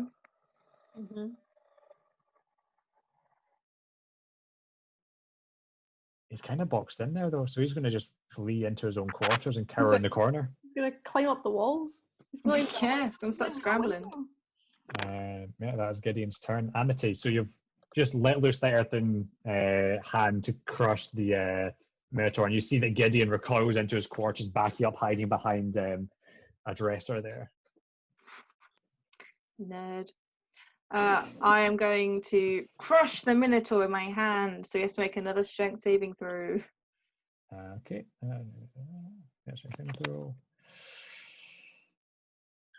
14. Doesn't succeed. Does not succeed. Okay, so 24. Yeah, so that comes out as Get it. Fuck. yeah. So you see Gideon fleeing, and you turn your attention back to the skeleton. You crush it further in the hand, and again, as the snapping and crunching of bones, as you see it getting constricted further and further in the great big earthen hand, and yeah, it's bloodied. Enough of those bones that are clearly taking a big old crush. I say, Jellie, get him. Jellie, get him. There's a lot of hymns here. So one in that Jellie, big hand. it is your turn. Yeah, I guess the one in the big hand.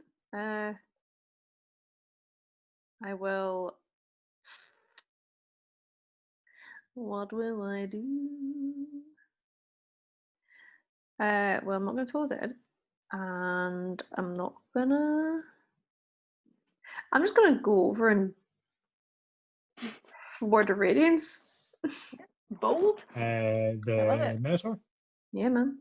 Okay, so you rush over. You channel that divine energy. It has to make. Is it a con save? Great question. Mm-hmm. Yes. 17 it rolls. Well, Good to nice. see ya. So I that head would on just back. the same way that your blast of radiant energy before you try to turn it washed over it. The word of radiance also washes over it without effect. I believe. I believe. Yeah, it can make as restrained, but can still make an opportunity attack with a disadvantage as you back up from it. Okay. Good luck. So, lower one is that, which comes out as an 18 to hit. Does not hit. You're Still fine. pretty good, but no. Mm. Yeah, so as it's being restrained there, it tries to swing its great axe at you, and you bring out the prize shield just in time, clattering off that harmlessly. Then it is Chromash's turn. That boy is just not in a good spot for me to do what I needed to do. But Cromash, go get him. honestly, at Rush this over point, to my the dude Minotaur. hit anyone.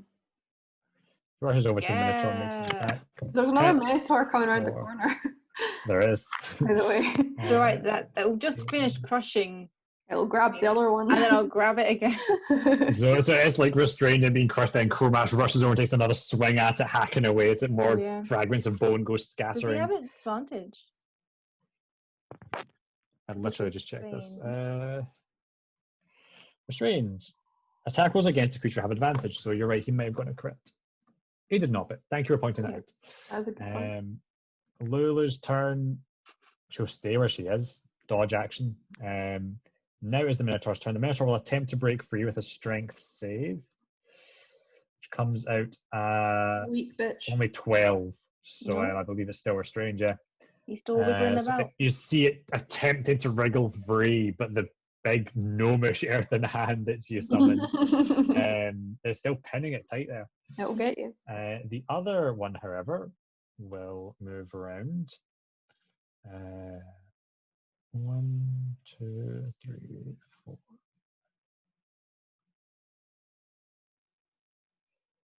Yeah, it's kind of blocked by the hand here. So what I'll do is I'll back up to here, and I'll take a dash action to get itself over here. So it kind of lines itself up, and you see it scraping along the ground with a hoof as it prepares itself to charge. Oh. The wraith is turned, so it has to flee. So it very quickly begins rushing away from the battlefield, floating away. You'll be back. I believe that's all the undead. Jellie, you're back up. The Minotaur fit through the door. Yes, but yes. Damn it! That would have been a play. It would have been a play and a half. Get in the building. Sadly, the mammoth is bigger than the Minotaur, so the mammoth did not fit. But Yeah. Can't win them all. Minotaurs can. All right, I'm gonna guiding bolt the Minotaur. Which one? The one that's an immediate threat. Yeah. And I'm Okay, the gonna. immediate threat is the one you're. I mean, I guiding can't. bolt. There's no way I can move it unless I charge it, but it will push it. It will just charge me back. So no. No, it's not worth that. Unless it's not worth that spell though. By the way, what time do you guys want to call it tonight? Because I know that you guys are working. So. Well, I'm not technically working, so it's up to Sarah. Probably pretty soon. Yeah, like Okay, that's fine. 11? Yeah, just whenever we can wrap up. Yeah, I guess. another 25 minutes, so that's fine. Yeah, no worries. Let me wrap up. Yeah, the big guy. Guide and bolt him. Okay, so Guardian Bolt, make a spell attack. Oh, but what level will I do it at? Oh, that's bright flow. Oh yeah. Anytime it's something with a white background, I am just blasted. Like this is my character sheet. Oh my god. This is the map. The map is nice. When it's the El Toro picture, it doesn't take up the whole space, so it's still bright white. Like there's a map. Okay. Oh, sorry. I was going to say I'm casting it at second level. Okay, second level. So that'll be 5d6 for hits. If you also just send Guiding Bolt, yeah, that hits, by the way. Yeah, I'll send that again. It's nice for the recording anyway. That's nice for me, just so I can make sure I'm getting the rolls of it right every time you use it. It's such a pain because I need to tab out and tab in. Bling, bling, bling. Yeah, so 5d6 radiant damage. Yeah, you hit it. Oh, the 5d6 work. Come on. This is the one. 20. Oh. Like prawns. Oh. Yeah, so you see it rush around and prepare itself to charge you. You let loose a Guiding Bolt. The projectile of radiant energy streaks across. The golden bolt slams into it, and there is the kind of crunch as its form takes the impact, and then the kind of radiant glow begins to spread over it. Next thing to attack, it has advantage because of the Guiding Bolt. I see. I will stand my ground in front of Amity. Prize shield at the ready. Amity, what would you like to do? Crush the Minotaur. Crush the Minotaur. Crush. So it's a strength save, natural 1 on the strength saving throw. Get fucked. Crush him. So that comes out as a 5 10 because it's his vulnerability, which puts it up to that.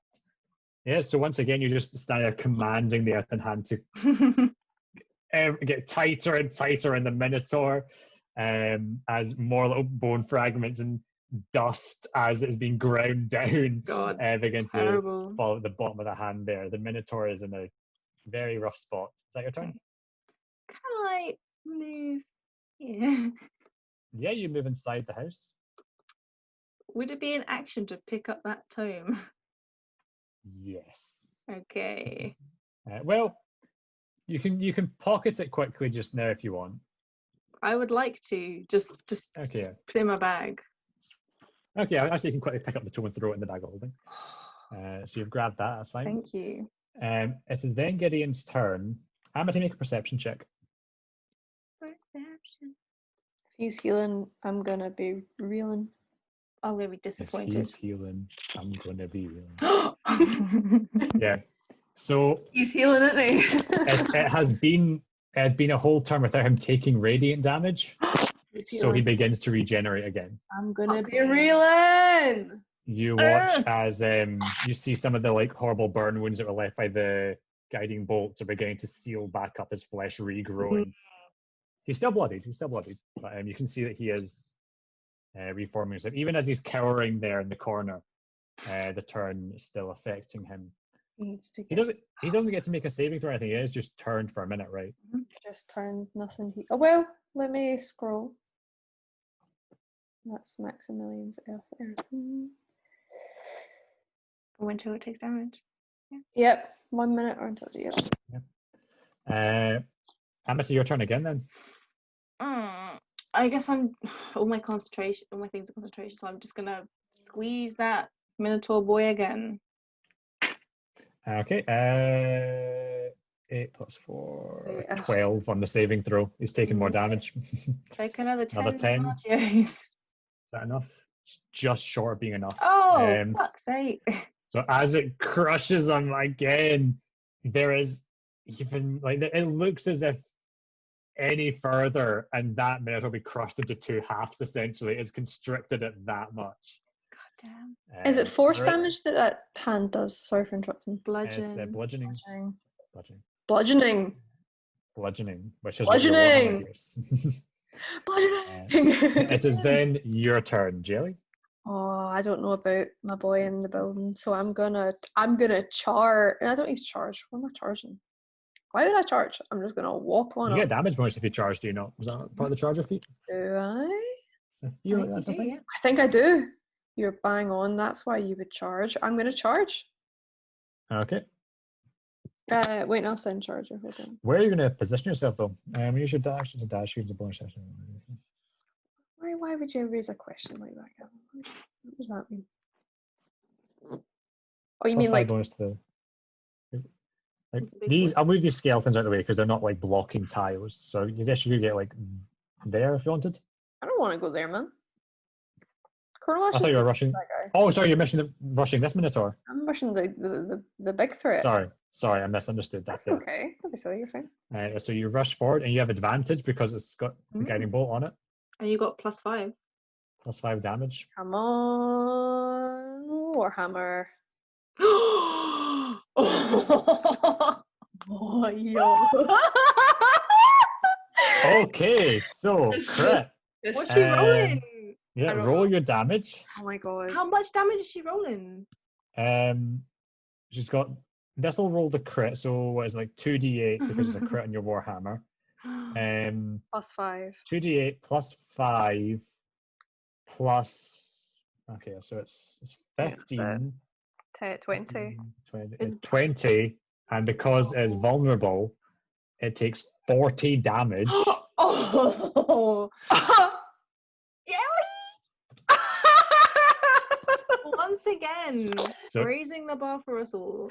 So you see it there glittering and sparkling with the radiant energy you just hit it with, but it's still getting itself ready to charge you. You rush up before it has a chance to react first. You leap up and you take a swing with your Warhammer, the momentum that you're carrying with you from the charge, and you smash into its skull, sending fragments of bone flying behind it. And it staggers back and it manages to will itself forward. It is really close to, like, Oh, they all are. you can tell Wow. that the magic holding it together does not have much left. The sun's getting real low, big guy. Yeah. Is that your turn then? That's what more needs to be said. Okay, Chromash is up. He's going to take his attack with advantage. He crits because of the advantage. Oh, yes. Yeah, Chromash Hallelujah. finishes that. Hallelujah. Get him muted. So Yeah. as the hand is constricting it further and further, Chromash just kind of steps up onto the hand and brings the great axe down, shattering the Minotaur's skull as the bones fall inert. Hope Chromash Um, saw my hit though, did he? Mm. Side. Did Chromash see? So he finishes off that Minotaur and then uses movement to come up beside you. Pat me in the back. Brothers in arms. And as he kind of steps up beside you, he's like, "Never would have expected that. That's some good shit." Yes. I roar Yes. back at him. Bloodthirsty. It's Lulu's turn. She'll fly in next to you, Amity, take the dodge action. It's then the Minotaur's turn. You are the larger threat here, Jelly, as far as that's And concerned. the smallest thing on the board. You are the smallest thing on the board, but you also just fucking smashed it. This thing's taking 60 damage, all from you. That is insane. It is like a 15 to hit though, so you're fine. It's too slow, it's staggered from the blows you've delivered. It brings the great axe down too slowly for you, easily step aside. That's its turn, yeah. The Wraith is fucked off because it's turned. Jelly, your turn's up again. Fuck the Wraith. I'll just I'll smile at him and like swing my warhammer in my hands and I'll go for another wee donk. Okay. Another wee bonker. Make your roll with your silvered warhammer. 12 is its AC. Oh, thank God, because I don't want him to laugh at me. Yeah, these things, the skeletal minotaurs, they don't have any armor on or anything, so the AC is pretty easy to hit. So you can roll your damage. 5, 10. That does it. Yeah. I mean, it more than does it. But Nice. yeah, so you see that with the slow swing down, it embeds the great axe into the ground, and you like put your foot up on the great axe to give you some leverage as you hoist yourself up and swing the warhammer up underneath the skull, shattering it as the minotaur also falls to the Get ground rid in of that there. skull. Get out of here. Get out of here. So Gideon is just cowering in the corner just now. Oh, I mean, you probably have like Sure 50 seconds or so left of that. So Okay. Just let him suffer. Nah, go for it. he is regenerating though because he I hasn't. know, I know. No, If I cast Mind Bonk and then Yes. bent the Great. damage to be radiant, would he then take successively radiant damage if he failed the wisdom saves? Yes, because as on cast, you change the damage type if you're spell warping. Get him.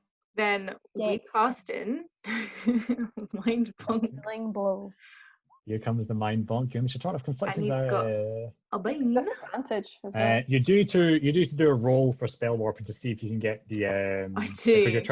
you're trying to channel chaos to do this Yeah. essentially. So there's a chance it doesn't If go he right. definitely fails, I will.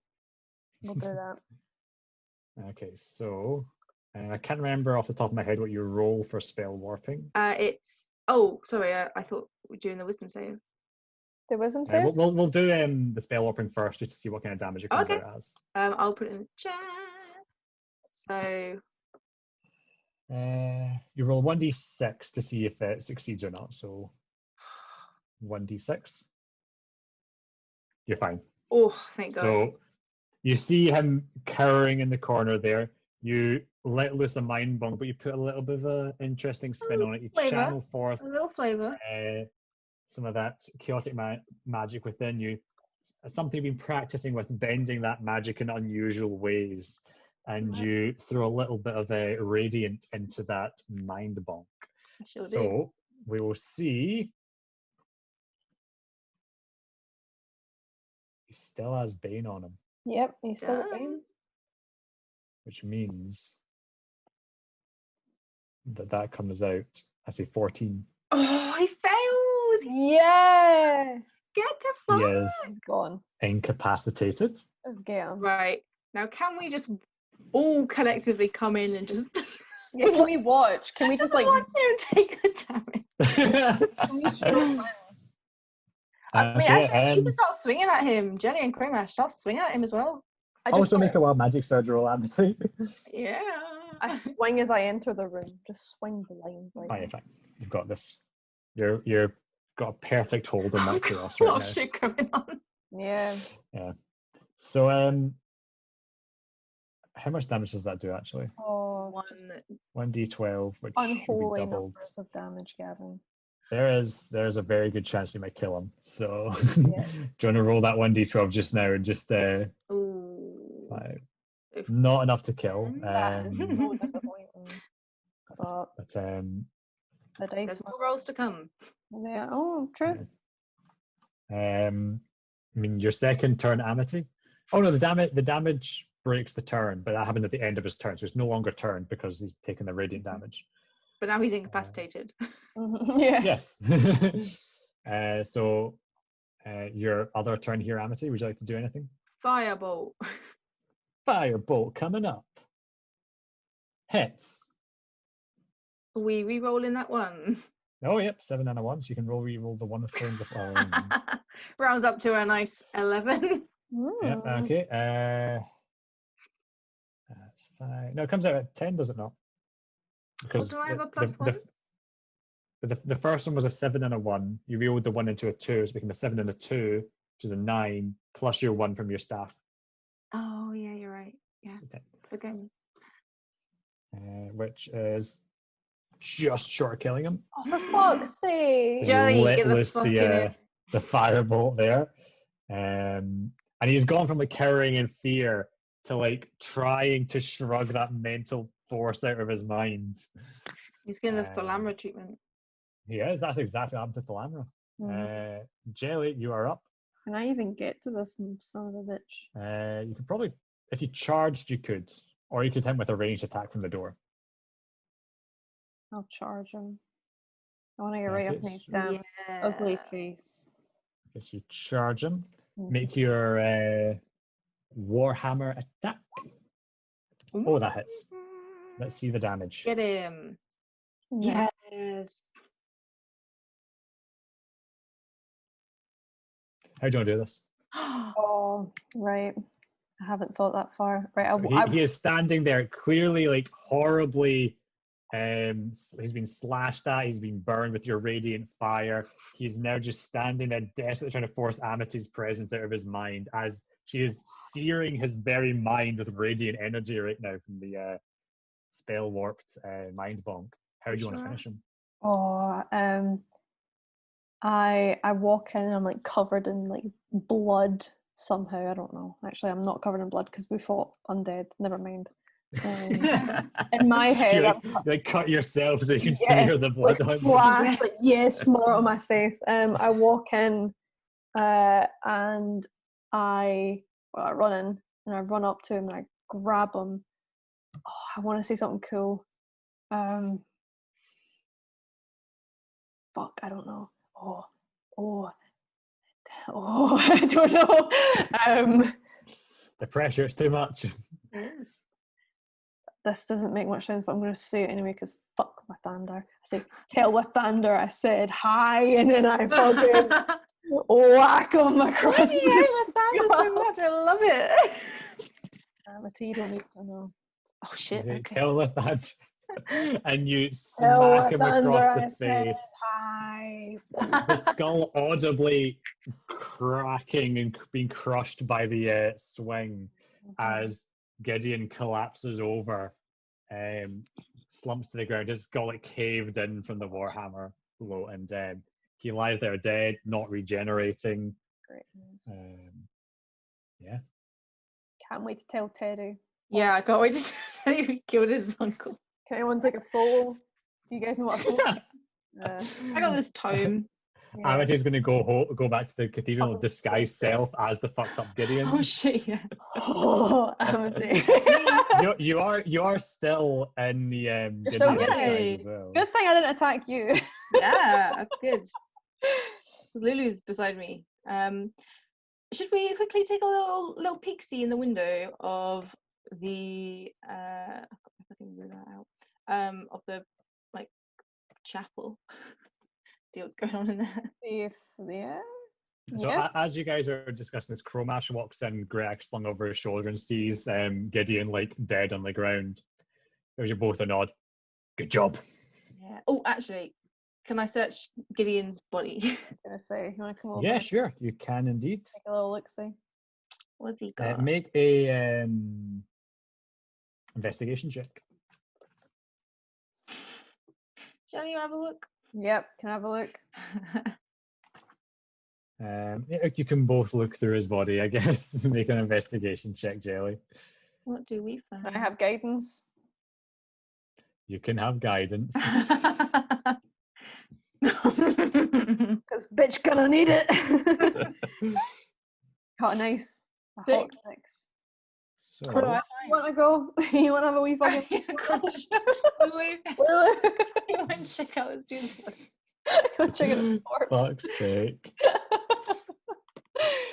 So you look him over, he doesn't really have much on him, to be honest. Damn, I don't He has a holy symbol of Zariel. Take that. But that kind of like upside down angel wreathed in flame.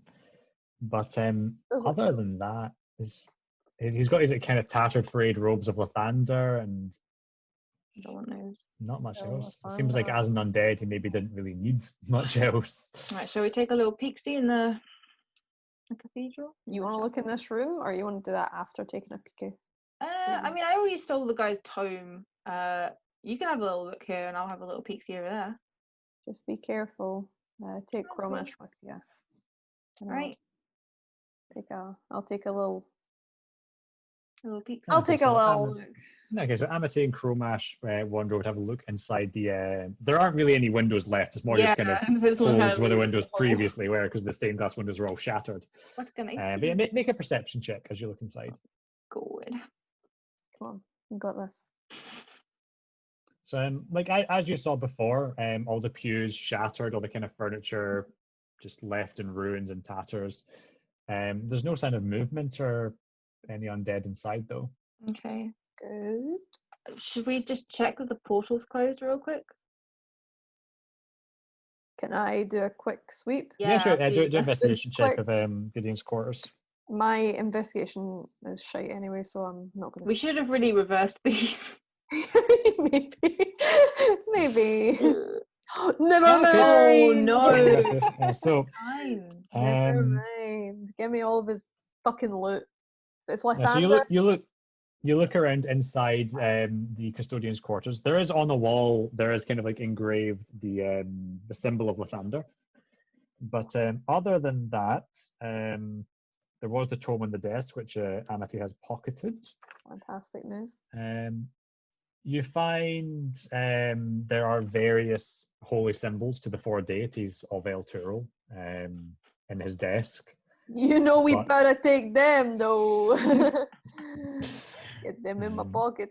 If you want, you can add holy symbol of Torm, holy symbol of Tyr, holy symbol of Helm, and holy symbol of Lathander to your all of them. inventory. Of the 4 deities. Lathander, Torm, Tyr, Helm are the I'm 4 not deities of reading them El out. Tural. I can tell you that for free. Delicious. Other than that, though, the place is pretty empty. What? I was banking. I honestly, Because I was thinking his of loads of living shit. quarters are pretty barren. He doesn't really live anymore, does he? So No, he he's not didn't need a living. living quarter. Admittedly. Right. Yeah, I'll leave and head to the gang. Yeah, I want to have a little look. I want to just check that. Like, we're here to clear it out, aren't we, right? Yeah, I guess. Oh well, sorry. Oh, do you I want to won't check in sorry. with Yavin? Just while we've got some time, make sure nothing's gone down. I believe the sending stone could only be used once a day, can it not? Oh, You can still fuck, cast. really? You could cast sending, but I think the sending stone's once a day, is it not? Yeah. Give me a second to double check.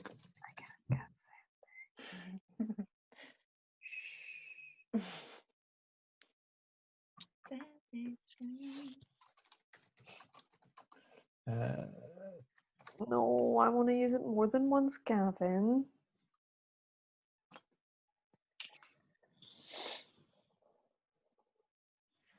Unlimited sends.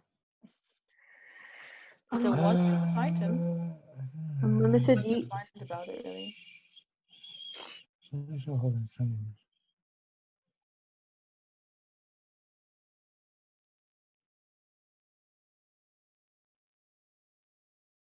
Sorry, I'm having to read this.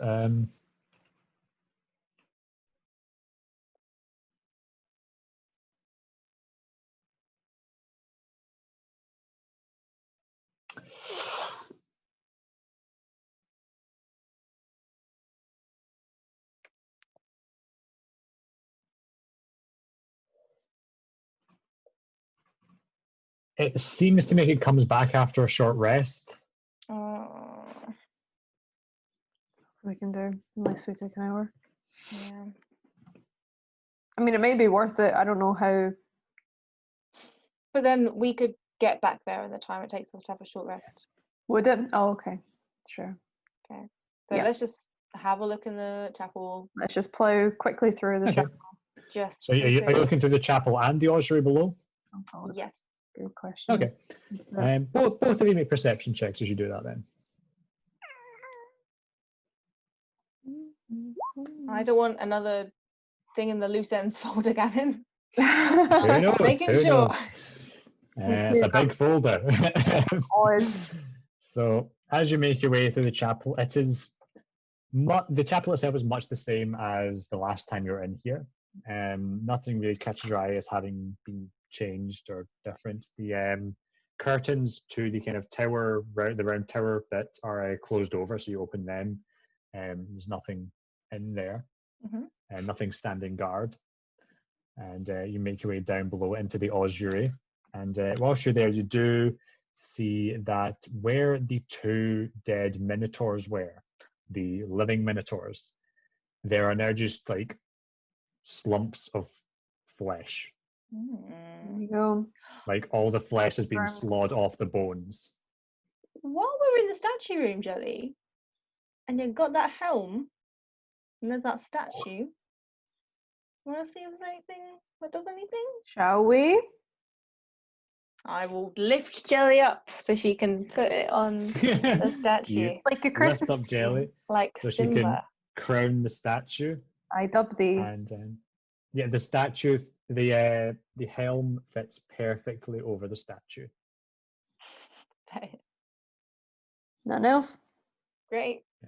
At least, there's one thing. It looks as though this statue was designed to hold the helm. Oh, Something out of our loose end folder yeah, removed. yeah. You know, feel confident that statue is what had been designed to be the holder for the helm, and presumably Ravengard took the helm from there when he put it on his own head. Right. But yeah, the minotaurs that were there, the bones of those minotaurs are not there. It's just like rotting flesh, essentially. Gross.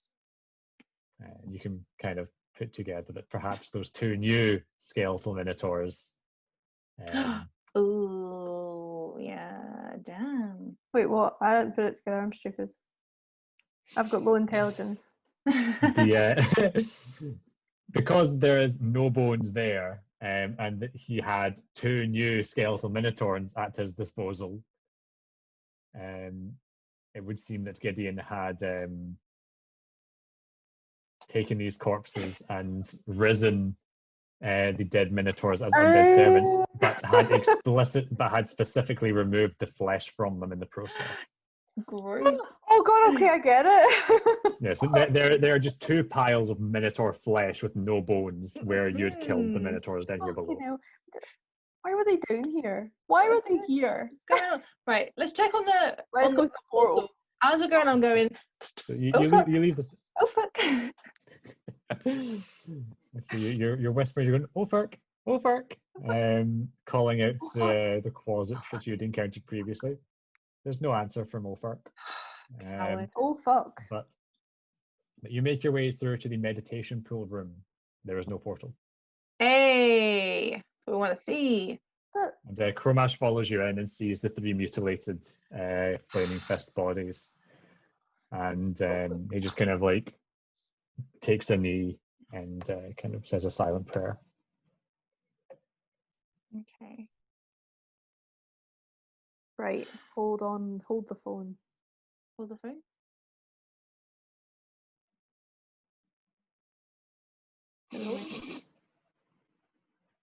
Never mind. Okay. Shall we go back to the high hall and see what the fuck has happened? Yeah. Okay. Okay. Yeah. So, Chromash kind of finished his. Sorry. I don't want to do anything, but do I get like a religious feel from this place that it has been like it's ancient now? Make a religion check. The reason I was kind of delayed there because I was like, can ceremony do anything here? But I don't think it can. Right. Religion.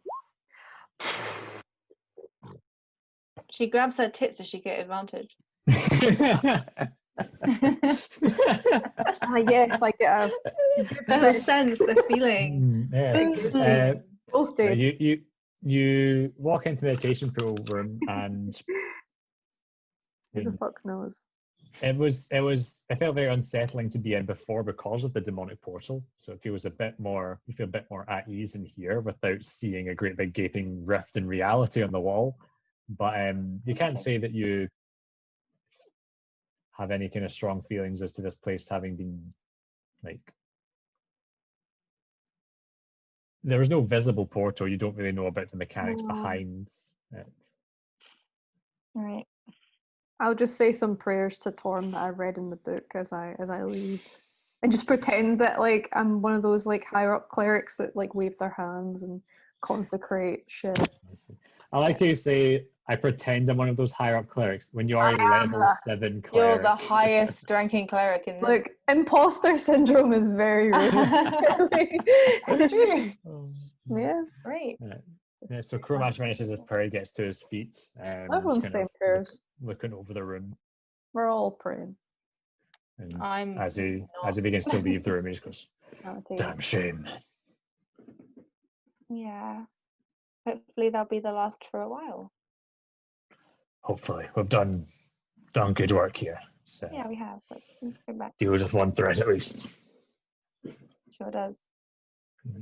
Let's go. So, you guys head back to the High Hall Cathedral then? Mm-hmm. Okay, so similarly to the way to the chapel, don't worry, I'm just about to wrap up. Similarly as to the way to the chapel, city eerily quiet. Don't like that. Not much going on. Let's just pick up the pace. Yeah. You make your way to the High Hall itself.